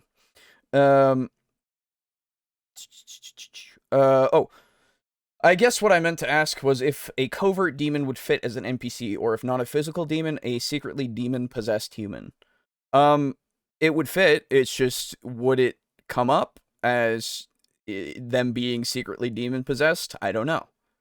You know, like, you might know, and I might know, but would it ever occur to these guys? Probably not, because unlike anything... No, in fact, according to the setting, most things don't want to be known that they are the thing. Vampires don't want to be known that they're vampires. Demons want to blend in, probably, I would assume. Yeah, John Carpenter's The Thing Yes. isn't going around saying, "Hey, I'm the Thing." Exactly, right? So it would, absolutely. If you want to submit a potential demon as a character, yeah, sure. I guess if you want to do some getting to know each other quests or just get to the main story stuff for figuring out if your characters know each other, yeah. I mean, there are differences in creating these characters because of what the tone of the campaign will be or what the purpose of the campaign will be. Absolutely. Not that I could possibly imagine what a demon would be doing in Las Vegas. No, nothing. Never anything. Yeah, no why would idea. they? What? No. A necromancer will not apologize for art. True. True. It'll never matter to them. No need for them to worry about every NPC they encounter being a demon. That's true. Yeah, it would never come up in any of their minds for any reason. You're right. Explanation for why the group is working together. But in my experience, the best campaigns have always been the ones where, as the DM, I didn't have to do any work on that front, and the players all came up with it together during session 0 and between then. And once you've had these initial meetings, that's when you can now go and make that fully fleshed out backstory. The only thing wrong with the 20-page backstory is when it's done in isolation. And when the person who wrote that backstory comes to the table and says, "This is the character I'm playing, and I don't want to change it." Okay. Being open to getting married to negotiation. an idea. Yes, exactly. Figuring out which parts of your backstory can be tweaked a bit to hook it really well into the campaign that you're going to be playing, to hook it into the other player characters at the table, to hook it into the setting, the atmosphere, the right context, making sure that your character is well hooked into all of the other aspects that are happening at the table actually just means that you and everybody else is going to have a lot more fun bringing that character to life. Hooking it into the story means that the DM's already decided narrative, which they can adapt based on your character a little bit, now is going to integrate the things you wanted to see from your character into that story. By having relationships with the other characters of the table, you're making sure that the role play that you have between each other is more vibrant and exciting. All of this is just going to make your games and your campaigns better. And finally, coming in with this open mindset and sticking with that open mindset means that your character will be open to the ways that their adventures will change them. And that's when the themes and fiction really start cooking with gas. We love fantasy stories where the heroes are irrevocably changed by their adventures. It's a fundamental element of almost Lord of all the of our Rings. favorite fiction. Literally just character arcs in general. Yes, they're cool. But there is such a thing as having no arc and it being fine. Yeah. Stories, the ways in which the hero's experiences reshape them and force them to become a new or different person, test their values. Certain elements of themselves become confirmed, but certain elements of them will never be the same. Once again, Frodo was irrevocably changed by I knew it was coming. being the ring bearer. I mean, they all were in ways. They all were. They all were. And if you come into a D&D campaign with a very rigid mindset about who your character is, and that is going to be an unchanging thing, you're cutting yourself off to this huge opportunity for creativity and taking the story in an unexpected but really satisfying direction. So sometimes less is more. I want to hear about some of your great characters that you feel were brought to life through the campaigns that they were. Sorry, he said sometimes less is more is the end of that. And Yeah, I don't really know. that doesn't how really apply. That doesn't really apply to what you were saying. So sometimes less is more because you can go through a whole character arc. It's like, Yeah. But also, unless he's talking about less backstory. Which even so, you can still, even with a lot of backstory, you can still go through it. I guess it's just less concrete. Being married to the idea, as Aiden says. being less like that. I don't know. Part of. Tell us about them in the comments below. The videos that we create on our channel are made possible with the incredible generosity of our Patreon supporters. Oh my God. If you enjoyed the work that we do here on YouTube, please consider becoming a patron of the show or backing our Kickstarter campaign, which is live for just a little bit longer. All the links are right down below. And if you want to see a bunch of characters go through some drastic life changes, you can check out our actual play in the Worlds of Drakenheim, which airs Tuesday evenings right here on YouTube.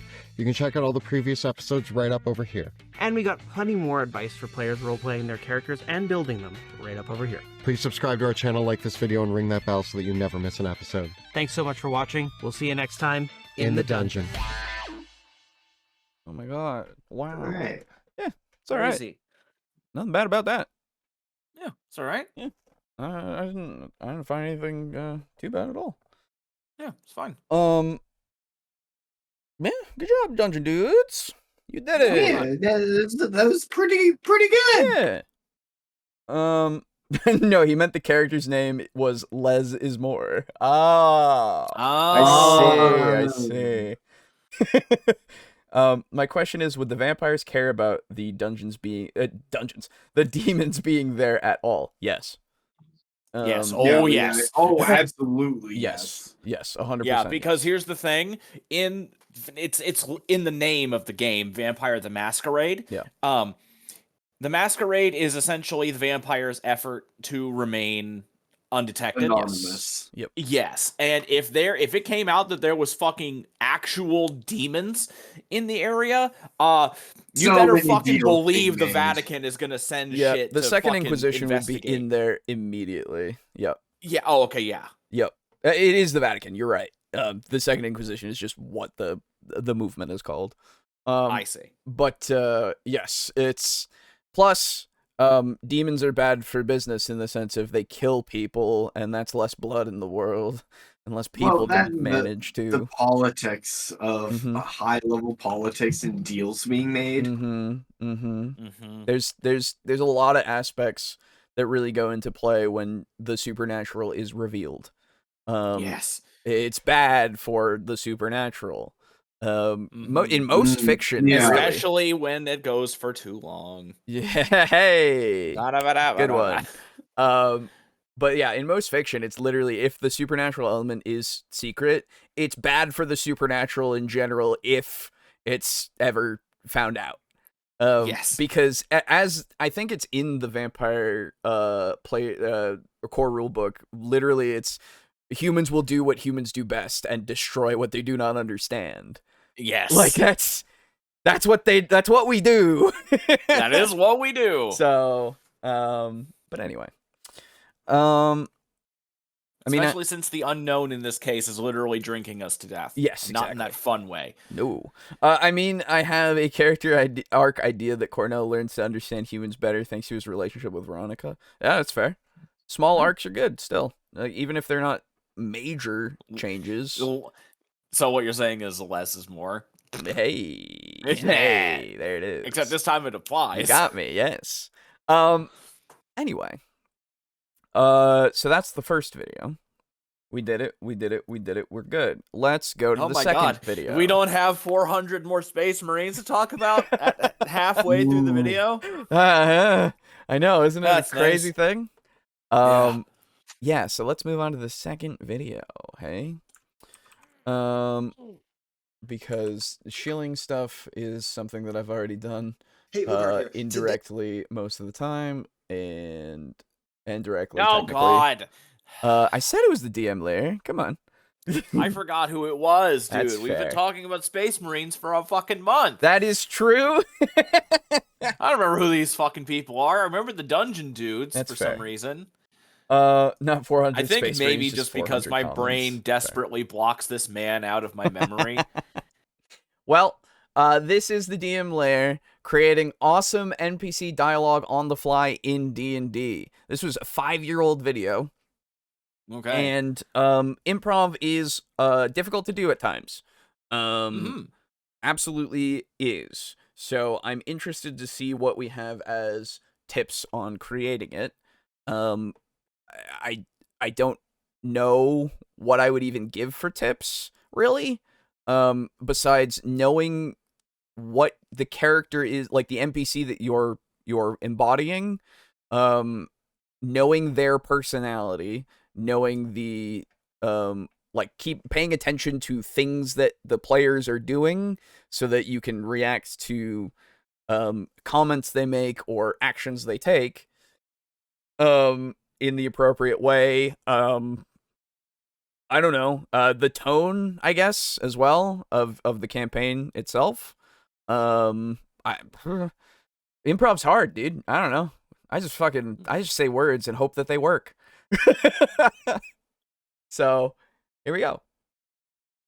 Hey, Lucart here. Today I'm going to be talking about how you can improvise awesome NPC dialogue for your role-playing games. And just in case you're new to my channel, I have been a dungeon master since high school, and I create weekly D&D videos with information and resources Back to when help he dungeon used to say masters that run all the time. awesome games. I suspect that improvising interesting and engaging dialogue is something that many dungeon masters struggle with. I mean, we're not like theater majors or actors or anything. There are basically two ways that you can describe as a dungeon master what an NPC says. The first one is that you can simply describe what the NPC says. Yeah, the innkeeper welcomes you to the inn, tells you that he has rooms available, he tells you what their prices are, and he asks you if you'd like to have anything to eat. The second Yeah. I mean, that's a way to, like, we've talked about it before with role-playing as a player as well. If you're not comfortable role-playing in general, you can just describe the actions and the words that you would be saying, right?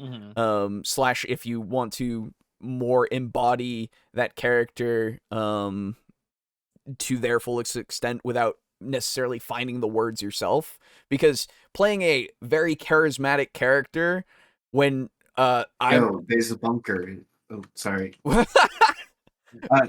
Also playing Helldivers. I understand. And fucking these randos are just walking by a bunker. What a shame. But legitimately, when you play as a high charisma character or somebody who has a personality that doesn't necessarily like match your own in a way that you can emulate very well, then it can be easier to just tell your DM what you want to have kind of be stated, because you can't find the words yourself. Alternatively, it can be true for your DM to do it. I don't see any problem with that. It's just something you can do. Absolutely. Ways that you can actually talk in character, we call it, or talk in that NPC's voice. Ah yes, adventurers, welcome to my inn. Please, have a seat, take a stool. Would you like anything to drink, anything to eat? I have several rooms available as well, if you are interested. First point I want to make. There is nothing wrong with the first So way of what doing was with it. that? Did he just put a filter over himself? No, to it make was your the life background. even worse? It was the background noise of an inn. No. The Oh, filter okay. on the... Oh, there was also a Like filter on... visually. Yes, he did put a sepia filter. I didn't notice that. That's yeah. my bad. Or not sepia, maybe sepia. I don't know. But he did put a filter on himself. It was more just to show that he was doing the example. So, meh. Yeah. I often simply describe what an NPC says if I don't think that the NPC is important enough to worry about the dialogue, and I don't think that it's worth the time it takes to literally have a back and forth conversation with the NPC and characters. That's a good point, actually, because sometimes it is as simple as the guy that you're talking to is not important enough to like fully act out everything that he does, because it's just some random shop clerk. You go into a convenience store, there's a shop clerk there, he's running it, and he doesn't give a fuck about you, and you don't give a fuck about him. So you go in and you ask for the stuff, and he easily gets it for you and rings it up, and you get out of there, right? Like, don't need to go through the whole thing of, dude, what do you want? And then just go through the whole role play, unless you want to, right? But as he said, if it's not important, if it's just gonna waste time, and you don't really, I guess, care of that about that NPC necessarily, then it's perfectly valid to just not engage with that NPC more than you have to.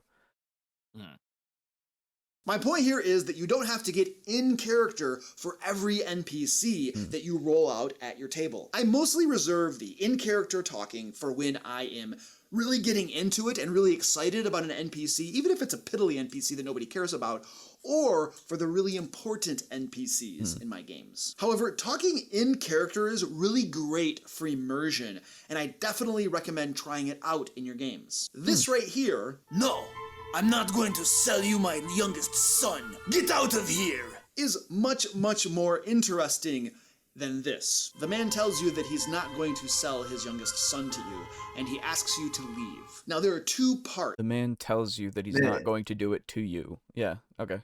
I figured that he was telling me that when you said he was telling me that, but yeah. Yeah. Anyway. It is more interesting. You're right. To talking in character. The first part is actually figuring out what the character is going to say. And the second part is figuring out how the NPC is going to say it. In the rest of the video, I'm going to be giving you several tips that will help you carry on the in-character dialogue of NPCs. And if you have any tips for improving NPC dialogues in our games, let us know down in the comments. Real quick, I wanted to give a shout out to my Young Dragon patrons over on Patreon. Every month, my patrons get to help me choose a video topic for my channel, and this video right here is the one they helped me choose. There's a link down in the description if you want to check out my Patreon page. And remember to stay tuned to the end of the video for a special DM bonus tip. Step number 1 is determining an NPC's motivations and desires. The thing is that an NPC's motivations and desires determine what he says and what he does. So the very first step to role-playing an NPC, to improvising dialogue, is figuring out what he wants, what his goals, his motivations are. And then once you know what those are, they will help inform what he says, and of course what he does. For example, if you're role-playing a guard NPC, he wants to do his job, he wants to keep peace, A so he doesn't get shopkeeper wants fired. to get paid.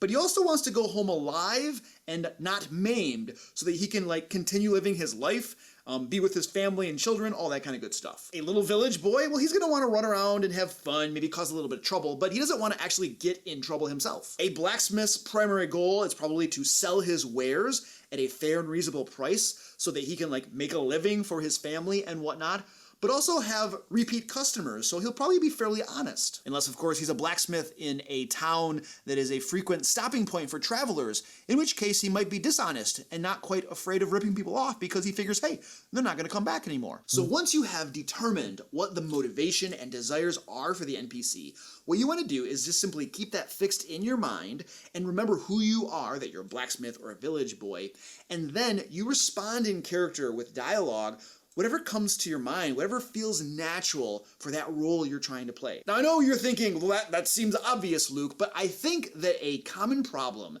that dungeon masters can run into is that we overthink it. We're trying to do it too well and make it too over the top or something.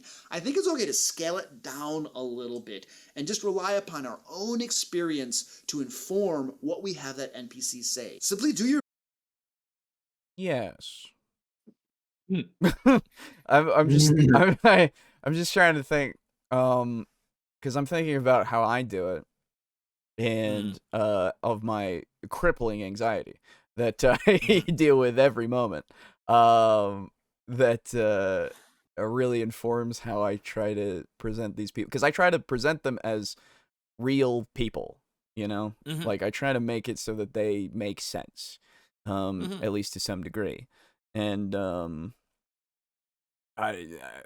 my experience is being me, so it's unfortunate that informs my decision sometimes, because I don't know how to be a lot of things, but I try to be reasonable with it. So over the top is one of those things that I reserve for characters that I want to be over the top, rather than thinking that I'm going to be over the top with all of my characters, So that's just an interesting little point that I don't understand, I guess, as to how the collective we, seem to concern ourselves that we will be over the top most of the time. I guess possibly. I just don't know. Oh, this guy, I forgot him as well. There you go. We might not get to comments. No, we're already halfway through the video. Forgot or repressed. Yes. But don't worry, we're already halfway through this video. This is not this is very simple. This video, it's very much yep, that's about right. Yeah, thankfully so far. It's hard to fuck this up because the tips and such are not something that you can really fuck up, because it's literally know the character that you're trying to play, you know? Yeah, pretty much. That's just kind of it. And then just respond as that character in the situation that you're in. It's literally just look around. What do you see? What do you do? You know, like as that character. There's not really much to trying to get into a headspace of something that you're imagining, I guess. I just have 2 unread ones. It's not blocking the sun out yet. Don't worry about it. We'll get to them. My goddess is blocking out the sun because it's nighttime right now. See? True. In my experience, the random NPC you had no name for is always the one the party gravitates towards. Yes. Absolutely. Why am I buying children? Also a good question. I'm never over the top, always serious. There you go. But yeah, it's one of those things where I don't really know how much more there is to add, because I'm interested to see his next tip, I guess, because I don't see a lot more that we need. Best to play out that NPC's goals and motivations in what he says. Remember, your players are not expecting amazing acting. As long as you're not like stuttering and freezing and totally freaking out, you're going to be just fine. And you know what? Even if you are freaking out, I bet your players are going to be fairly forgiving of you. Okay, and if they're not, you might... I was about to say, but okay. might want to look for new players. Because here's the thing, worrying too much about putting on a great performance is the very thing that is going to cause you to freeze up and not know what to say. You need to loosen up, relax, and not care so much. Tip number 2, changing your voice is huge. Just change it a little bit, make it a little bit deeper, or make it a little bit high-pitched, or make it gravelly, nice and evil sounding, or just sound tentative, like you're not sure what's going on. Here's the trick. Here's the big trick, and the mistake that I think a lot of dungeon masters can fall into, a mistake you might call it or not, is that we try to imitate real-life accents. And imitating a real-life accent is much more difficult than simply changing your voice a little bit. That's true. That's actually very, very true. Okay, good. Yeah. I'm glad that that's how he went with it. He didn't go a Garibay way. I was getting worried there. He didn't go a Garibay way. But legitimately, it's way easier to change your voice to match something else, or a different aspect of your voice, rather than change to a different accent.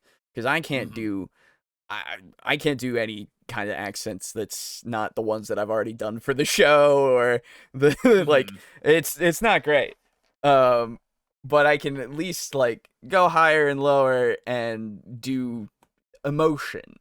That's kind of it. The other thing that I want to add, though, is changing your voice in such a way you don't necessarily have to do.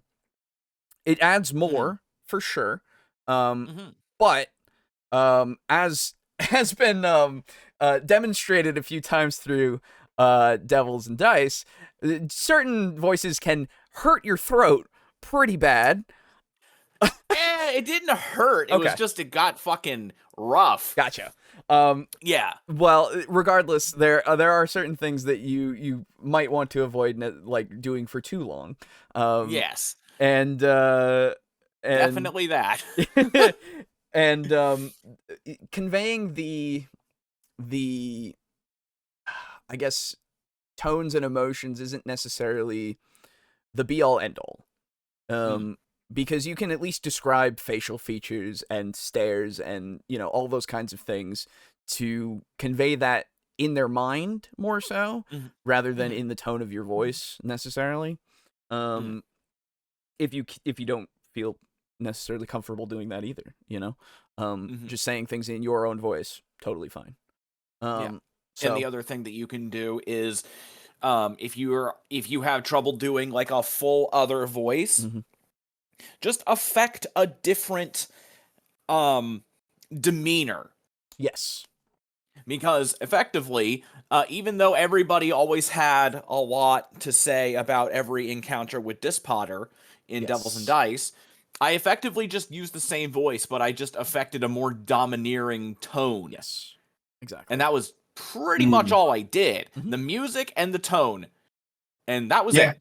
Yeah, it's true. It was just the implication of this is a person who expects to be respected. Yes. And if you don't, he will literally unfucking make you. Yes, exactly. Yes. There's a lot of things that go into it, especially with just how the character is, how you've set them up, and the implicit buy-in of your players. Yes. And a great point to bring up music as well. Setting the tone with music can really help with the scenes. Absolutely. Getting that serious track every time that we talked with him. I was like, oh fuck. It's serious. Every time you hear that track, Yeah. it's like, oh shit. Yep. This is I'm paying the fuck attention to this, right? Like it's just how it works. So utilizing that to set moods and such for these NPCs can absolutely do wonders instead of doing the voice and stuff, so that it adds to your improv. Looking at Leroy, his goals are getting enough money to live day to day and always keep busy, being a chronic workaholic, never wanting to sit still and relax. There you go. Has the name of the destroyer been invoked? Has it? Oh my god. Plus, he's not above fucking people over if he can get away with it. He also loves to gamble, but only with other people's money. Yeah, there you go. So now you have a good basis there for how Leroy would act in a scene. You would be able to find that voice and probably find the demeanor in which he talks to people pretty easily with that, I would say. I never actually knew what a Dogai was or how to spell it. Fair enough. You gotta look. Shadow Devils. Yes. Yep. If you're gonna fucking if you do anything in a place that does not have a whole ton of established lore, go back to 3.5 in the monster manuals. That's all you need. It's true. It has shit tons. Yep. Change your voice.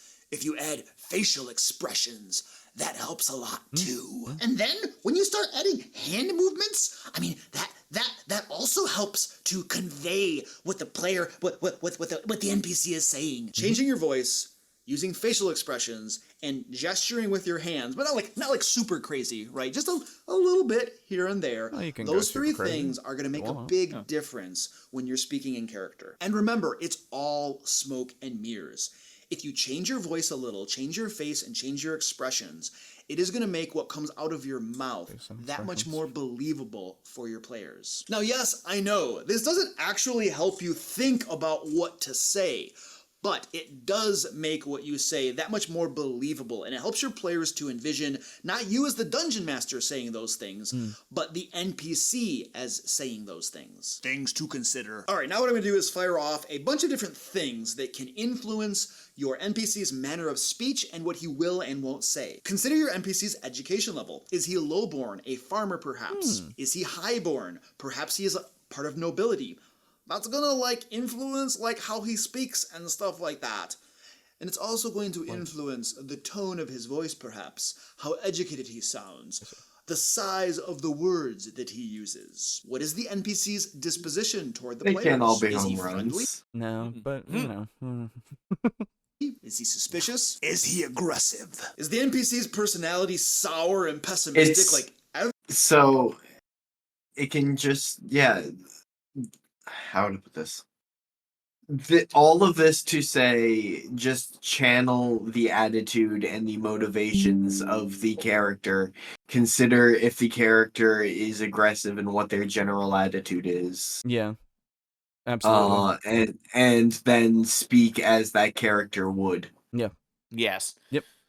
Like it is true. I mean, there's not a lot that you can really, do, because he's already said it before too, of like their goals and such, and it's like, yeah, you're just kind of going over that again.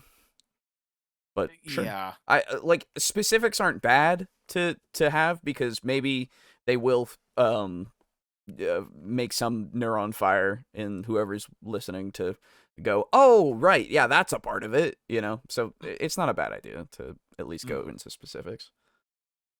Everything around here is worthless and pointless. Or is everything great and everything's going to be wonderful and, you know what, it's not a big deal. Yeah, sure, we can do that. So a friendly NPC is going to be much more cooperative than an aggressive one, more liable to give the players information that he might have. And of course, sour personalities are going to be grumbling and grouching a lot, which might help you roleplay them and influence what they say. I mean, imagine a blacksmith that when you're trying to buy things from him, all he's doing is complaining about the price of steel. Practice makes perfect. All right, look, you guys, you can't just watch one video and expect that you're going to all of a sudden be awesome at speaking in character. That's not going to happen. You're going to have to practice that crap. One of the things that I like to do is carry on a conversation with myself where I'm playing two different roles. And yes, it obviously makes me look a little stupid, which is why I don't do it in public. Mommy, look at that crazy man over there talking to himself. So don't practice in public, practice in private. And yes, practice at the game table, but also practice away from the game table. You cannot expect to get good at this, at improvising, talking in character. You can't expect to get good at anything, really, unless you practice. I sometimes practice while I'm in the car, driving to and from work. I also practice down in the basement with my cats. Now, some people might call this crazy, but I just like to justify this sort of behavior by saying that I'm practicing for my D&D games, because I am. If you're not good at thinking fast on your feet, then practicing and carrying on a two-way dialogue like that is going to help you get better at it. Obviously, it's a good opportunity to practice different voices, to try different things out, and make yourself a little... That's my high-pitched voice. All right, now it is time for the DM bonus. Yes. Yeah. I basically have a handful of voices that I am fairly good at, and I can do on the spot without any practice or warm-up. And when I need to do dialogue for an NPC that I wasn't planning on having to talk, like the players go off and do something crazy, something that you weren't expecting, well then I just fall back on one of those voices. Oh, yeah. So my bonus tip is that you work on just a handful of voices that you can fall back on when you need to. Now, you and I both know that being a dungeon master is far more complicated than being a player. So to help you learn more about being an awesome DM, I put together my Dungeon Mastering 101 playlist. Click right here on the screen to learn more about taking your dungeon mastering to the next level. And until next time, let's play D&D. Okay. What? Yeah. Not I mean, horrible. no, it's once? Serviceable. yeah, it's Yeah. fine. There's nothing wrong with it. So With it's him, just, that's kind of a rarity. it's literally just, I mean, how hard is it to say, hey, embody the character? Just not necessarily that phrasing, I guess, to make it more obvious, because it's literally just that's what you do. So sure. Good job, Luke. Yeah. You did it. Let's see. That's why he stole money from the trading house he worked at to play cards with, so he himself would not lose money. There you go. Just slip that money out, then slip it back in once you win big, so they'll never know. I'm guessing he skipped that last part though. True. Wait, I was practicing all that time? I thought I was talking to the voices in my head. I thought me talking to voices in my head was me being crazy. No. You're fine. I'm not crazy. Verity is real. There you go. And the reason why he became an adventurer instead of working at another trading house was because of being of been there, done that kind of mindset. He won't waste 10 years working back on the same job. Yeah, sure. That works. Yeah, I mean, just in general for improv, I mean, the most important thing I think in that video that he said was the more you do it, the easier it'll be, because you just get more comfortable doing something over and over again, obviously. Or at least hopefully is a better. You don't. Yeah. But Well, yeah, exactly. But that's just because my brain chemistry is fucked. But regardless, you should think of like practicing with yourself is a fine idea, and if that helps, I'm glad. But in my mind, at least, me talking to myself in like two different personalities, I guess, doesn't really help me because I know where the conversation is, like, and what it's gonna go to, really. Because I'm analyzing my own response to the thing that I know that I'm asking myself, because I know that where it will go is where it will go. It's not really improv, I guess. It's less so that you're actually improving and more so that you are just going, how would this character react to that string of words being said to them? That's true. And also the fact that you're training your voice to be able to handle more saying different words in that voice. Yes, You're just that- kind of it's more so that, I would say. Yeah, that's what I was gonna say. Is it's more helpful for me for practicing the voice than it is for practicing improv. Yeah. So, which I guess it is technically practicing improv if I'm practicing the voice, but Yeah. So, yeah, it's one of those things. But yeah, so just do it a lot. Maybe you can just have conversations with your other fellow players in character later, you know, not even in game, just in general, because that's kind of fun. Yeah. And yeah, just do it. Yeah. All right. Leroy card counts when he's playing all the time. Fair enough. So, yes, I don't know what Dogai are, how they're spelled, or where to find information about them. I would like to know one of those things. Oh, sorry, yes. So, yeah, Dogai is Dogai. Yes. And the place where I found them was the 3.5. Let me see here. I don't remember the actual book. Like, off the top of my head. I think it is Fiendish Codex 2, was it? Sounds about Let right. me see.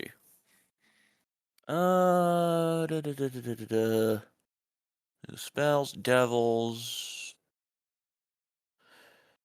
Was it?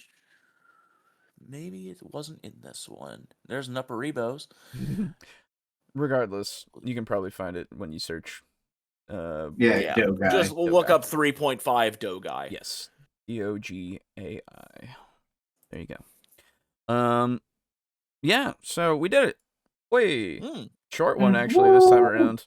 For the videos. The videos were decent. Yeah. Crazy. Had a few points to talk about, at least for them, but they kind of flew by. So, hey, we'll get to comments. How about? Yeah. I'm actually going to have to duck out at this point, though. Yeah, absolutely. So, yeah. Go for it. You are welcome to as well if you need to, Aiden. I will take you up on that offer. All right. Yeah. Both of you. I will talk. Boo, are you working tomorrow? I am. It's only 3 to 7, though. Okay. So. Potentially, do you guys want to do Delta Green maybe later? Sure. Yeah. I don't mind doing that for the night. I will have. Oh no, sorry. Tomorrow I'm unavailable. Unfortunately. Okay. Yeah. No, that's fine. Absolutely fine. Just wanted to throw it out there.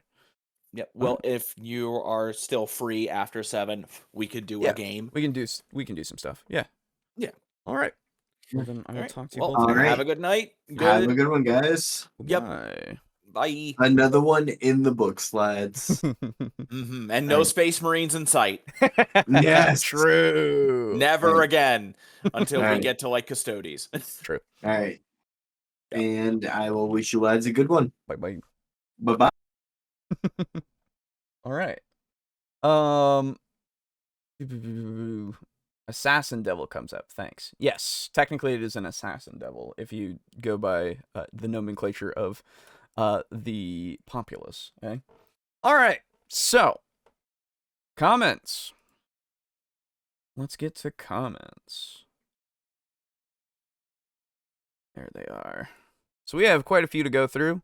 It has been a few weeks. Let them pile up a bit. Oh, Boo isn't here for that one. Shit. I should have. I'll screenshot it and let him know later. Okay. So I believe we are on comments from part 2 of 3 of looking over every Space Marine. So, I'm pretty sure at least. Yes, I think so. So, if you'll give me a moment to go and use the bathroom, I will be back momentarily. So, give me a moment.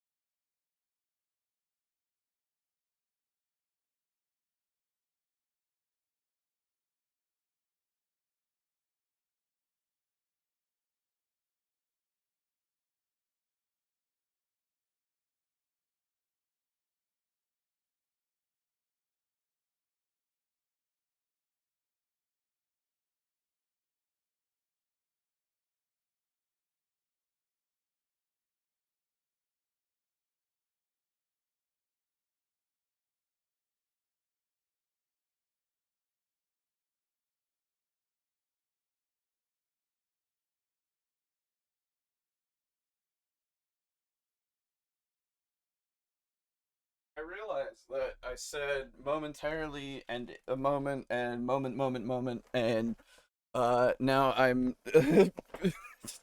uh anxious about that, so I just wanted to say it out loud.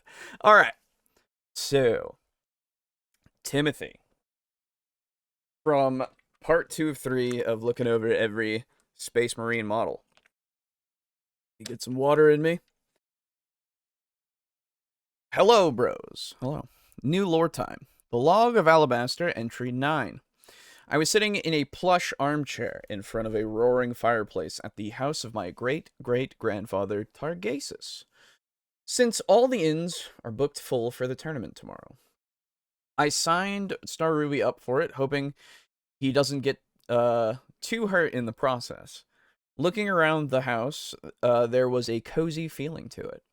This was the first time I felt welcome staying with family. At that moment, Star Ruby walked in with firewood. Star Ruby. That's the last of it, boss. Leroy. Well done. Did you see where Galvin and Massimo are? Haven't seen them all day. I saw them walking off into town together. Galvin is most likely playing tour guide. Hopefully they will remember to watch you fight in the tournament. Not sure. I guess we will see. Targasus walked in as we were talking. Leroy. Good day, third chair. IMO treating you well? Targasus. This little contest is a real handful. A lot of magic will be used, no doubt, so the IMO needs to make sure everyone plays nice. Not to mention Cyrus is driving people nuts as the new director. He does his job well, but he just won't stop talking. I think I heard about how he beat that red dragon while I was gone 3 times. Ugh. No wonder Talathorn is on edge. That and Cornell the Great being so close with the rumors about his hunt for great worms to build a powerful magic weapon, making him fear for his safety. Leroy. Yes, this powerful weapon idea is interesting. My new brother-in-law is certainly creative. Targasus. Also, I heard there is a rule put in place for the tournament. If a fighter gets killed, the killing side must pay 10,000 platinum coins to the other side. Jesus. Star Ruby. Don't worry, boss. I won't kill anyone. Leroy. Well, I don't have that kind of money. I sure hope you won't. Targasus. Well, now that all the small talk is over, I would like you and Star Ruby to follow me. Leroy. Somewhere good, I hope. Targasus. Talathorn and I came up with a training plan for Star Ruby to help him in the fights ahead. We have to meet him. It might also help get Talathorn's mind off of things. We then found ourselves in a large field as Talathorn walked into view. Talathorn, greetings all. I see everyone is here. Shall we start? Star Ruby. Talathorn, sir, what type of training is this? I don't know any magic. Talathorn, magic is not a part of this, only physical. Your training partner doesn't know magic either. Leroy, I don't, know anyone, or, I don't see anyone with you, I assume. What training partner? Talathorn, I'm glad you asked. He then grabbed a bag of holding, opening it, as a skinny green creature jumped out. It had long, shaggy hair and was only wearing a loincloth. Leroy, a troll, I see. The troll. I had to go into that bag for this. Talathorn, this is Cog, my troll friend. He does the jobs too dangerous for my kobolds. Cog, the jobs they are too weak to do, more like. Get it right, you shiny bitch. Talathorn, whatever helps you sleep at night, Cog.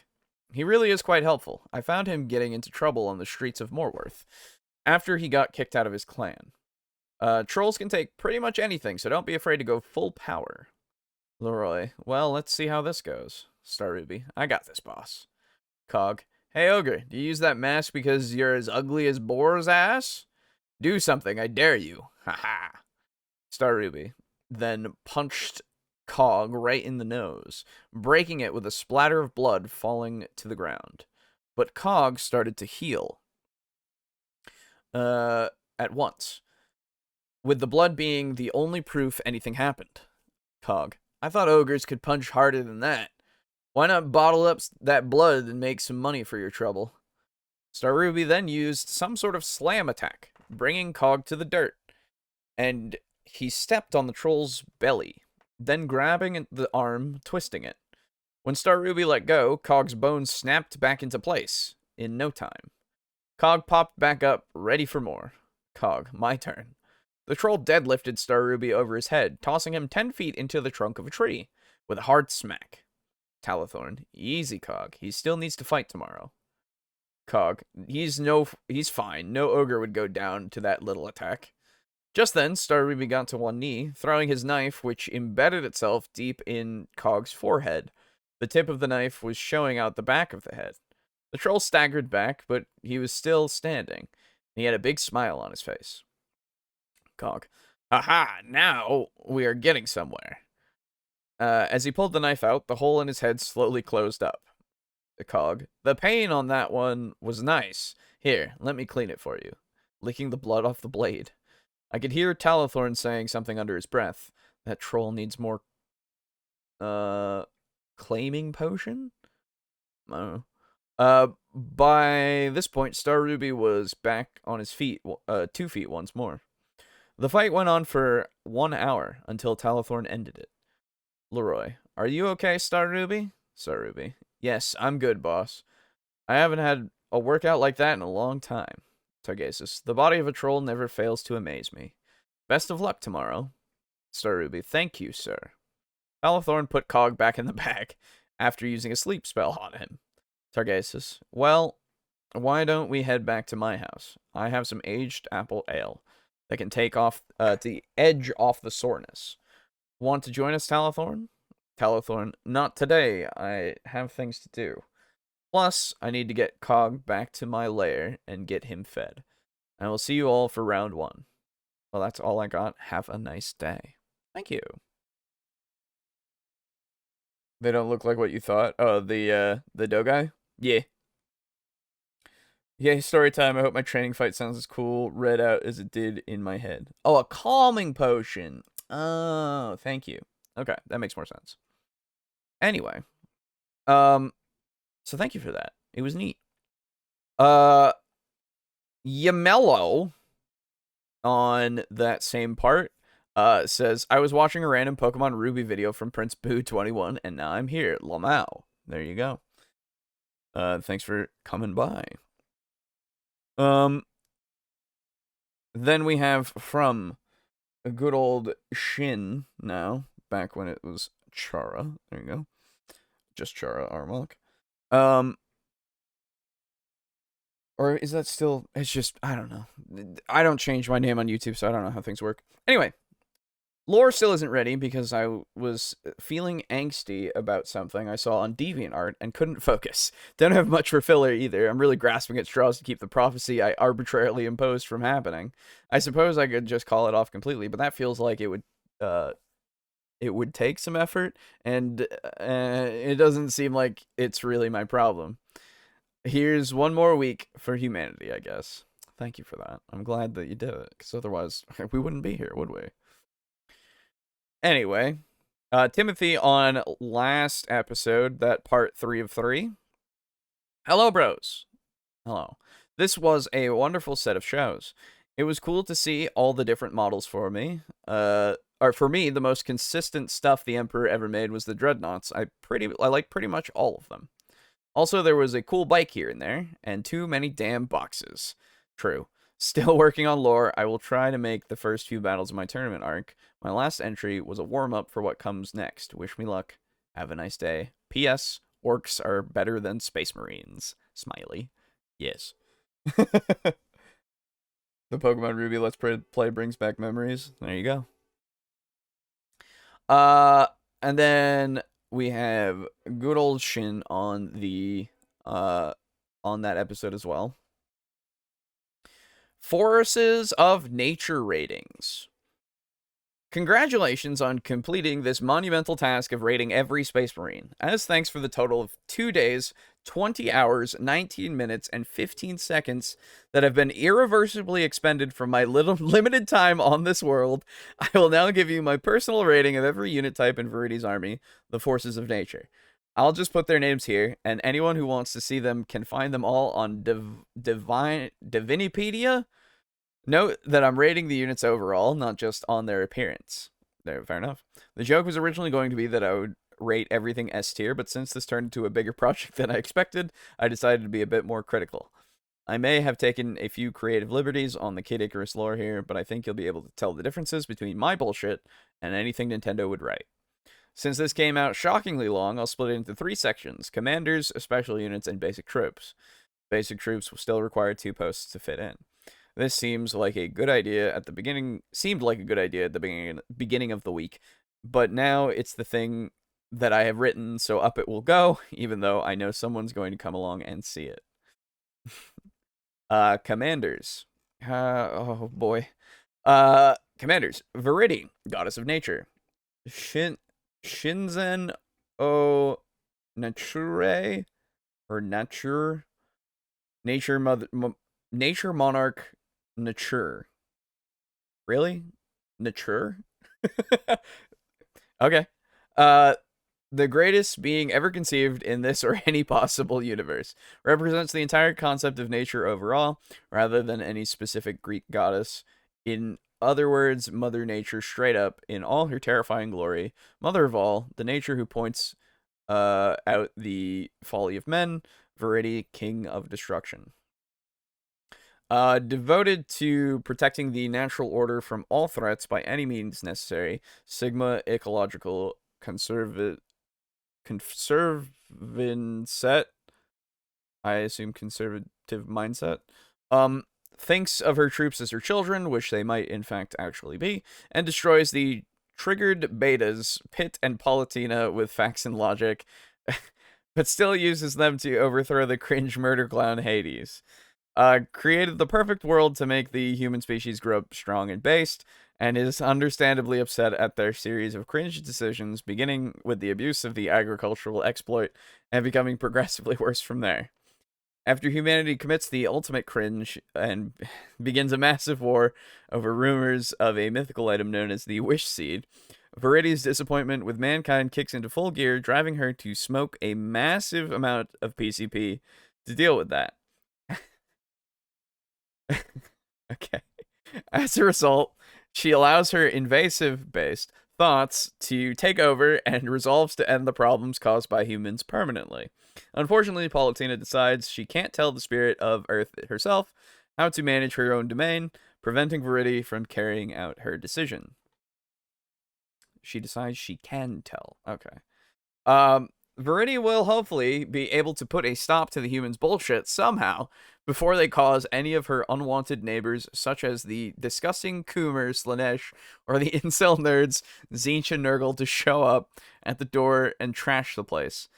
Is based, but doesn't swear because even more Chaos Gods would probably spawn if she did. Cringe. Also, she has a cute little rose fastened to the front of her dress, and if anyone hurts her, the fire that is in me will blaze forth and burn their soul from eternity. S tier isn't enough. Viridi tier.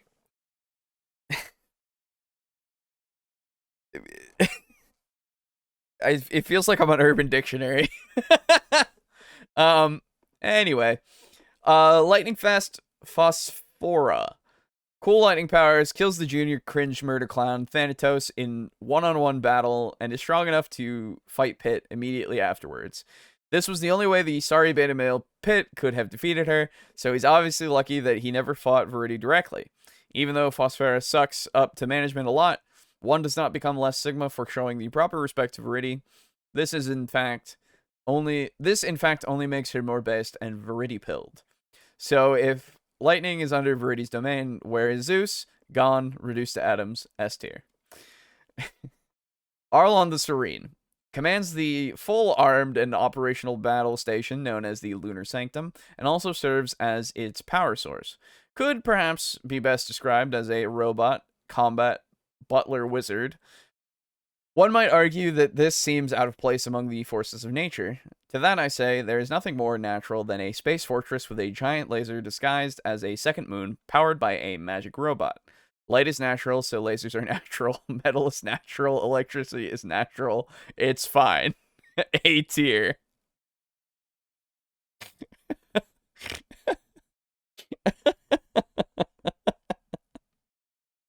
The amount of rationalization for the robot just tickles me.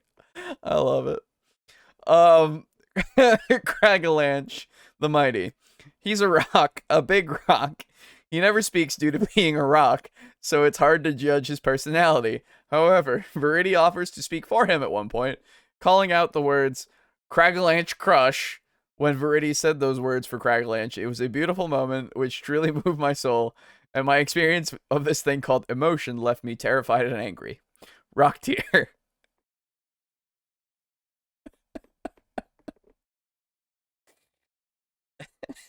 Conservation grind set. I see. Hoping I could write stuff as long as Shin someday. Fair. I might have memed a bit. A bit? How did I not? Oh, you edited it. That's why. It took away the like. There we go. This next post has been edited a million times because I can't decide how I want to approach some things. Fair enough. Special units. I need a drink of water. All right.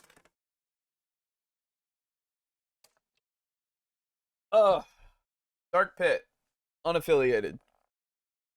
Pit's dark counterpart, created by the Mirror of Truth in Pandora's labyrinth of deceit. Not actually evil and not controlled by the underworld army, possibly because Pit broke the mirror before the copying was complete. Essentially the same as Pit, if Pit attempted to be based instead of a simp. The problem is that he's still a reflection of Pit, and Pit is a stand-in for you referring to anyone who plays Kid Icarus Uprising or any other game, or who reads or listens to this comment, or has ever done anything, or even so much as existed. As such, Dark Pit is just like Pit, and you can never be anything other than a soy beta.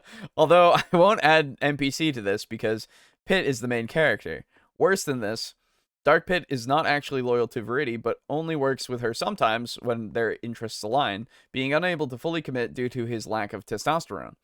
Furthermore, he told Viridi at one point that that it was not the humans, but the wars between the gods that was throwing things off balance. Viridi promptly put an end to his yapping by dominating him with the words, "You little nothing, how dare you?" Viridi being a goddess, this was the correct response. But Palutena interfered with this disciplinary action by saying that he had a point. Viridi did not respond further to this, having no need to prove herself to the emotionally triggered beta Palutena, who couldn't understand that peace was not an option when humans are cringe and Lavos pilled beyond all hope, building their very existence on the abuse and destruction of nature and each other, and putting every gift of life to waste. As a result of this, Dark Pit failed to learn a critical lesson about speaking out of turn. Despite all this, if you had to fight him in Dark Souls, you would be pretty seriously fucked, to be perfectly honest. I can still say fuck. It's just Viridi who doesn't say it. S tier. Reset Bomb. Japanese version Shoka Bakudan. Initialization Bomb. Looks like some kind of giant nut, I guess, falls out of the sky and explodes, releasing a massive wave of energy that destroys any human, or angel caught in the blast, and leaves a dense forest of bramble in its wake that can restore the local environment to its original natural state within a matter of years, but causes no damage to wildlife or natural materials. All natural, humane, and completely green, a truly ingenious creation, and a testament to Viridi's unparalleled brilliance. As extreme as this was, you have to realize that in the context of the story, humans revealed the full extent of their brutality when they started a massive war over the false rumors of a wish seed, which were spread by the sussy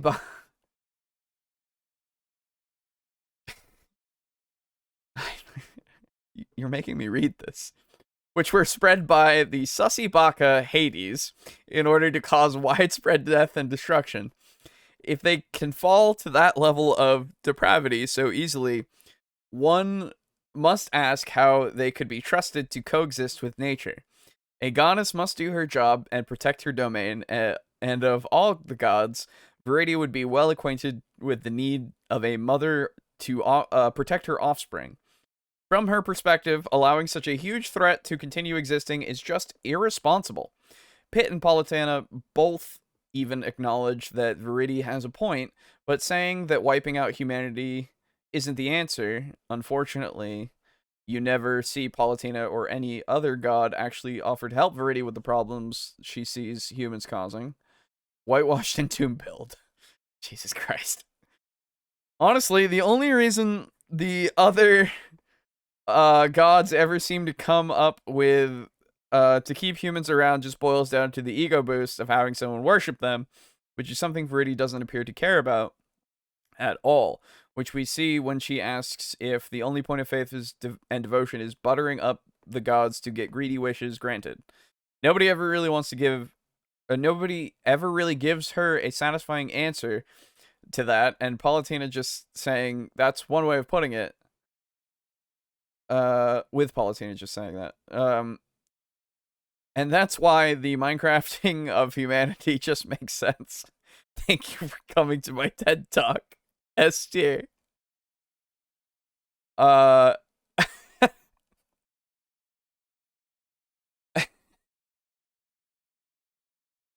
my god. Reset Bomb Pod. Shoka Bakudan Reta, I guess. Oh, yeah. Initialization bomb generator. I see. I don't know how to read I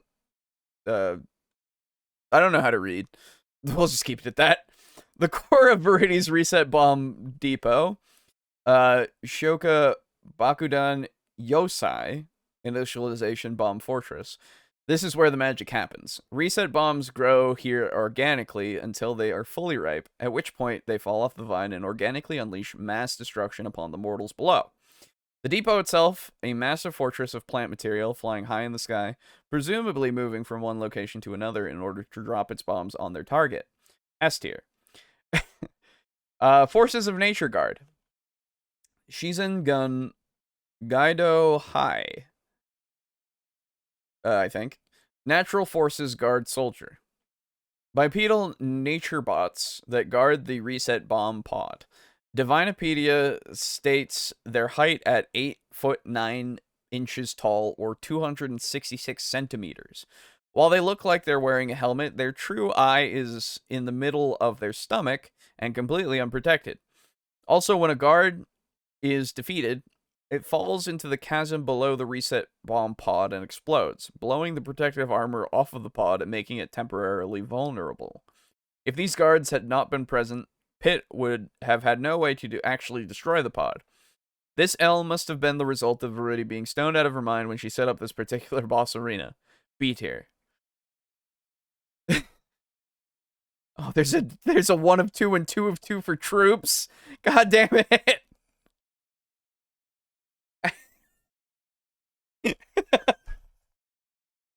Okay. let me settle in a bit. Common troops. Badut. This will be, I'm sorry, common troops 1 of 2. Badut. As will be the case with most of Verity's troops, I'm not sure how to fully describe them. A pair of flower-like creatures that form a laser beam between each other and attempt to crash it into pit. Destroying one of the pair will stop the laser, but both have to be destroyed to collect hearts from them. B tier. Blader. It's basically a scyther, but more plant-like in appearance. Acts like something of a fighter jet in the air with a laser, but can also land and fight on the ground with their blade-like wings. The few times in the game when they're on your side, they seem pretty dominant. I've also finished off on multiple occasions when one of them came from behind. Ben finished off. Oh, Jesus Christ. Fluff says that they serve as field commanders, giving out simple orders. They're capable of fighting in outer space too, which is true of all Verity's troops, and all of everyone else's troops too. Anyway, bipedal flying plant with lasers, A tier. You're making me say words that don't need to be strung together from my mouth onto the internet.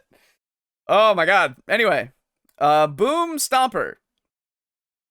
Canonically, Verity came up with all of these troop names herself.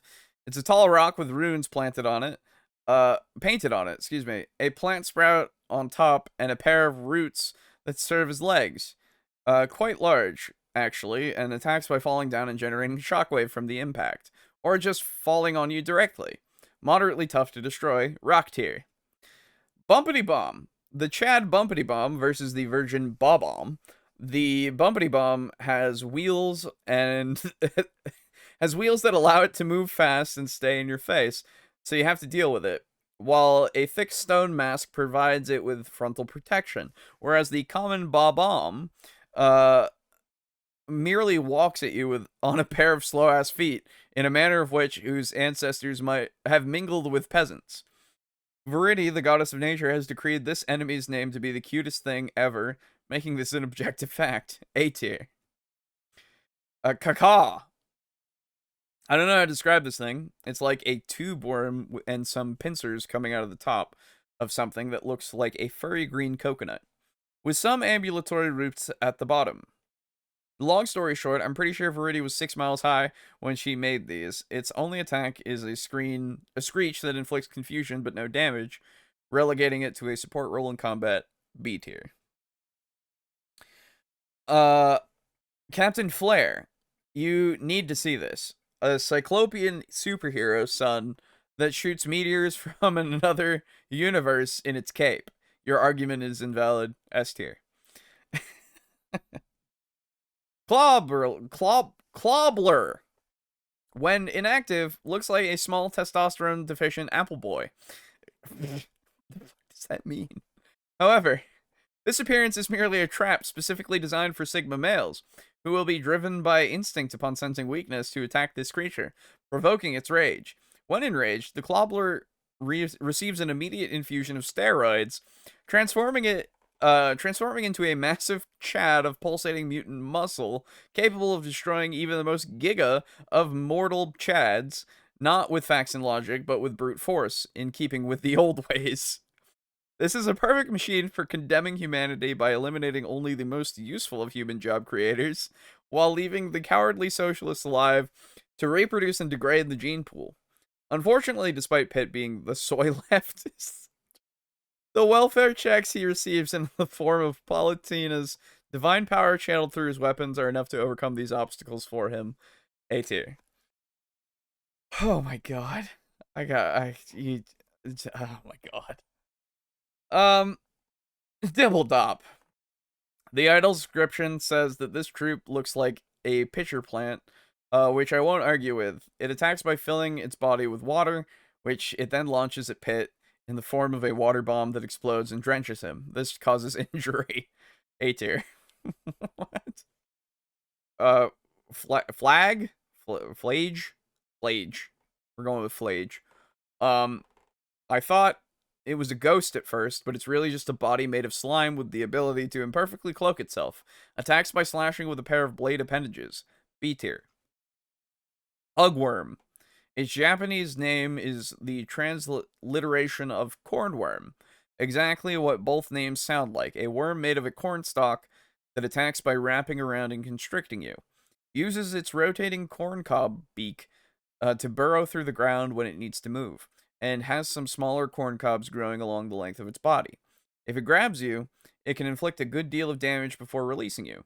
Would be a serious threat to a real man who stands his ground, but Pit's dodging skills are easy enough to easily avoid its lunge, as he has a great deal of practice at avoiding his problems. And the Hugworm will be vulnerable for some time after its attack misses. A tier. You know, this could have been much worse than I ended up making it. Oh, I know. Oh, don't worry. Anything could be worse. Jitter Thug. A brutishly proportioned plant man with a mustachioed mask that makes a different face depending on which way it's turned. When the face is roided out, the Jitter Thug turns red, uses melee attacks, and is immune to your melee attacks. When the face is stoned, the Jitter Thug turns green, uses ranged attacks, and is also immune to ranged attacks. Verity, having smoked one of her premium blunts moments prior, reveals this information to Pitt when first introducing this troop, allowing him to use his unparalleled combat IQ to realize that he should use melee attacks against them when they are green and ranged attacks when they are red. A tier. Lethinium. This is a flower that shoots lasers. S tier. Lurchthorn. A segmented troop modeled after a fossilized skeletal fish that makes it sound like necromancy, but it's not, because that's cringe. It's animated because of Verity's power over stone. She could probably animate the calcium and minerals in bone and create a skeletal army too if she wanted. But she doesn't do that because it would be too edgy. Lurchthorns fly through the air, each segment firing missiles with a fair degree of homing ability. Jesus, my brain. I said I don't know how to read. One particular placement of this troop in the Lunar Sanctum has always been especially troublesome for me, and I have felt it to be one of the most iconic troop types in the game overall. A tier. Common troop types 2 of 2. Mava. Another of Verity's indescribable horrors that you just have to look at to really get a good image of. I'll give you Divinopedia's statement that it vaguely resembles a jellyfish and has 6 eyes. Oh. I never really got a good look at these in game, but I definitely remember their function, which is to generate a shield for themselves that can also encompass a few of their allies. A fairly common combat role in games, but shields are always fun to break down. It's not really much to look at, though. C tier. Meba. What Verity did here was make an ostrich by taking the shell of a giant horned beetle and sticking some kind of 2-legged fungal creature inside. Immune to frontal attacks because of the shell, and attacks by charging at you, which will keep you under pressure. As per usual, Pitt's failed masculinity works to his advantage here, granting him the instinct to dash around and attack this troop from behind in his typical cowardly fashion, allowing him to prevail where a true man would perish. A tier. The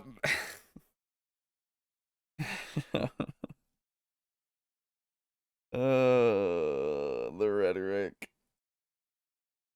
Megonta, sure. Another iconic member of Verity's forces. It gets described as a pillbug most often, but it stays more round even when not curled up, whereas uncurled pillbugs are longer. Can attack by launching projectiles from a hole in the top of its shell, or by rolling and crashing into you. The shell is indestructible, so you can only damage it by aiming for the face and legs, which is easiest immediately after a rolling attack, when the Maganta will be stuck on its back for a moment. Dodging is useful here too, but I think I've insulted Pitt's masculinity enough at this point, and should probably quit before Viridi actually gets annoyed, especially as there is a heck of a thunderstorm going on right now as I write this, and I will have to drive through it. Pitt's actually pretty cool. I was only joking, of course. Sorry, of course, if you're reading this now, that means I lived. A tier. Mudrone. A large stationary mud monster that fires a pair of lasers at you. You have to knock it down 3 times to beat it. Look, I'm getting towards the end of the week at this point, and I still have a good chunk of these to get through, and a concept with potential, but it's never really placed in a way that takes advantage of its regeneration. C tier. Meme overload, great on CPU shutting down. Yeah, that's a lot. Nutski. Here comes the boy, the basic grunt of the forces of nature. According to the idle description, Viridi creates this troop by removing a chestnut from its shell and blessing it with a miracle. Pretty much fits the basic troop functionality. It flies around and attacks with energy shots, and usually appears in large groups. Still, the basic troop sets the tone for the whole army, and the fact that Viridi went with a flying acorn for this demonstrates a level of baseness far beyond what any Sigma can remotely imagine, which is to be expected since she is the goddess of being based. Also, despite being basic troops, they can still knock a lot of health out of you very quickly if you're not paying enough attention. S tier. I don't need to be as loud as I'm being to get my voice into the microphone, but I am. So my throat hurts a little bit. Anyway, parachuter. You don't know how hard it is to come up with descriptions for some of these. A bug-looking thing with 2 bladed arms and a leaf that it holds above itself to act as a parasail. Shoots blades of condensed air at you. I'm giving it marks for creativity. A tier. Oh, excuse me. Pew Pew. It's a cannon plant. Moves around on its roots and fires some pretty strong ordnance at you. More importantly, Viridi has created a cannon plant and called it a Pew Pew. S tier. Pip.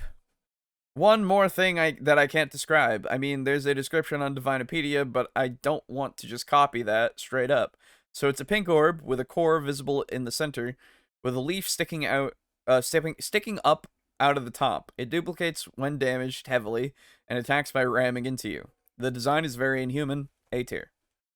Screedle, a scary thing. Imagine a 4-legged skulltula with a boogeyman face instead of a skull face on its back. What's a boogeyman face? Oh, no, I've got it. That skitters around at a fast speed, then stands up and shoots a laser at you. I feel like Viridi was showing off with this one, as she has created something spookier than almost any underworld troop. Almost. Because you can't get more scary than an Orn. Oh, no, Ome? Is that Ome? No, Orn. I was right. There's a space there. My eyes are starting to blur. S tier. Toxicap. Simultaneously resembles a plant and a jellyfish, and is probably a little bit of both. Violates the Geneva suggestions by launching poison bombs at you. S tier. Thank you for utilizing Geneva's suggestions. You've made my day. Trinomite. A fragmented blue shell surrounding a core of orange energy. Attacks by exploding and sending the 3 fragments flying at you. If you want to destroy it before this happens, you'll need to prioritize it as a target as soon as it appears, giving its softer allies some time to do their thing.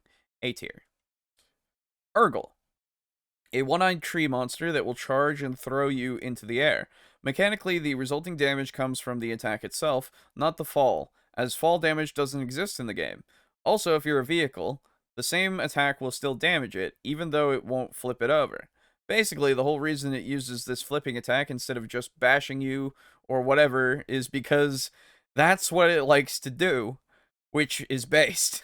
Of course, all of Viridi's creatures are based in their own way. By Viridi's creatures, I'm referring to her troops, not you. A tier. Zert. This is a smaller, thank God, this is a smaller tree monster with a storm cloud over its branches, created from lightning striking a tree. Oh, fun fact, the leaves of the tree are collectively called a crown. Therefore, the cloud above this troop could be referred to as a storm crown.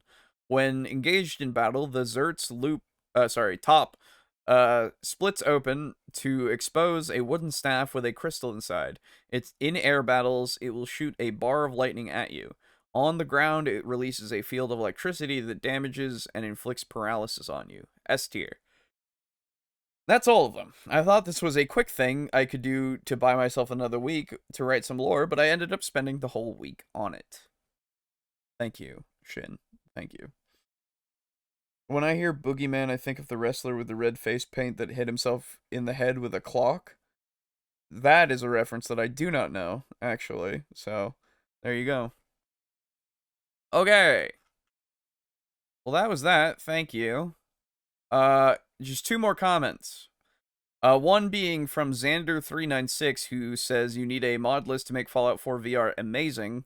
This was posted on the Fallout 4 and Into the Radius stream that I did to test out the new computer. I still haven't watched this video, but I plan on getting a mod list for Fallout 4 to make it more fun. So, yeah. Thank you. And with that, we are now even for the 3 days of Space Marines.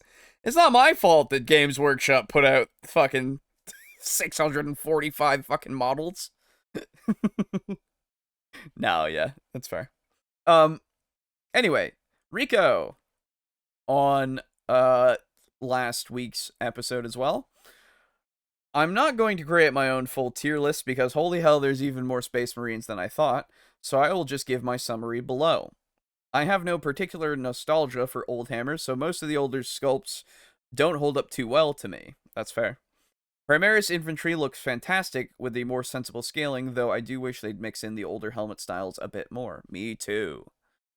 Going against both points above, I don't think there's a single Primaris vehicle I prefer over the old ones, except for maybe the bikes. The others range from meh, I prefer the cute boxy rhino, to oh dear god, what the fuck happened to the dreadnoughts? They're not supposed to have knees and a beer gut. Fair. These videos are fun, though. Can't wait to for the other 40k armies and even other GW ranges, especially the smaller side games like Blood Bowl and Warcry, have some absolute bangers. Fair enough. Yeah. Thank you. I'm glad that you enjoyed them. Edit. Okay, so maybe a couple of notes on the chapter/legion specific models. Pretty sure the Death Company are blood angels who succumb to the red thirst, the flaw in their gene seed thingy.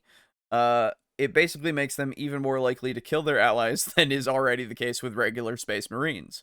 Ah, fair enough. The helmet on New Asmodee's base is from a Fallen, one of the Dark Angels who betrayed the Imperium. I think Asmodee is supposed to be the guy who's in charge of hunting them down. Oh, okay. Thank you. I think Mohawk guy in Kill Team Cassius is a Space Wolf, probably. Deathwatch should be Inquisition, yeah. They're basically the Space Marine section of the Ordo Xenos. Yes, that is true. This is no additional note. This is no additional note lore-wise, but God, I hope the Legion of the Damned gets some kind of upgrade sprue in a Kill Team set. They're so fucking cool. Like, come on, some of the front grips on their bones are literal rib cages. That is so fucking metal. That's true. And thank you for that, Rico. You're absolutely right. We will never see it. That is too cool. And that's all the comments. Way, we did it. We're caught up. Oh. So thank you, everybody, for sending in your comments. Make sure to keep sending in those comments for me to read at the end of the show.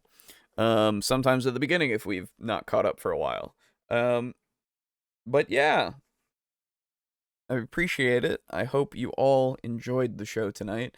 A big thank you, of course, goes out to our table flippers. Those of you... Why is the pledge there? Like, oh, Jesus, I don't need that. Why is that there? We don't need that. Jesus Christ. That's stupid. I'm sorry that was shown. Anyway, the don't worry about it. If you can't participate in the Patreon or the Ko-fi, or give us money in any way, we meme about it a lot of like, more money, more important, all that kind of stuff. Like, right? It's a meme. It's literally a meme. Don't ever take it seriously. We appreciate all of your patronage in the way of just watching our shit. So, and commenting and liking and subscribing. That's all free, and if you continue to do that, hey, that's great. Obviously, a big thank you goes out to each of these people who have given us money through Patreon. And before I forget, there's also the Ko-fi that you can go and join to do the exact same thing, or just do a one-time donation. It's easier through Ko-fi, I would say. Probably. I don't know. But yeah, so you've got the same exact kind of thing from Patreon as on Ko-fi. Or on Ko-fi as on Patreon, I guess. But regardless, thank you to our tier 4s, that being Draco Kraken, Rick, aka Unit Rico, Steely.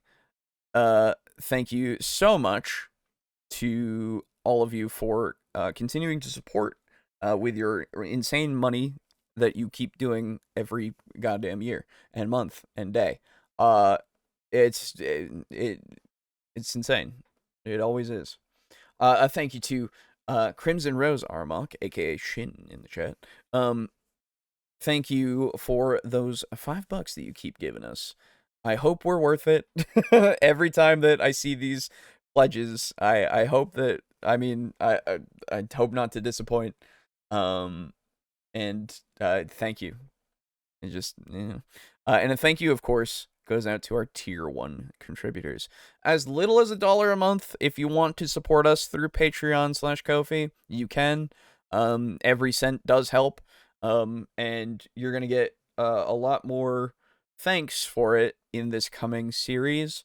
Because I'm gonna be using a lot more of the stuff that we now have available, because of monetary gains that we keep getting. Because music and such, the licensing for music and such is something that we now can do. So that's going to be part of the vampire campaign. I'm hoping to also hopefully get art out at least a bit more often than we have for last campaign. I still want to get a lot of art out for Devils and Dice, because we didn't get a lot of actual art that you guys could see that was like original stuff. I do have something already, but it was too expensive for what I got, and I found somebody who could do it for the same kind of quality for cheaper. So it was one of those things where I got scammed, but it's fine. Don't worry about it. It wasn't really a scam. It was still good quality, but you know, whatever. It's one of those things where you also got to kind of weigh the pros and cons of the costs of things. Anyway, that's a whole, don't worry about that. I'm more stuff to come. So thank you for all of the support you do financially in that way, all of you listed here. And of course, you can also support us by going over to TeePublic and buying our logo on a bunch of stuff if you want. It's all there for you to get on whatever you want there. As said many a time, I would suggest the mugs and a hoodie, but maybe not the wall art, because blown up the logo itself has some issues. So until we get a new design to put on there for wall art, I wouldn't recommend it myself. But regardless, if you go over to our website, which I need to figure out how to update, because our website is now under Squarespace instead of Google Domains. That's a thing. I don't know. Oh, that's that's not working right, or it's working right, but it's not working correctly for what that looks like. That's weird.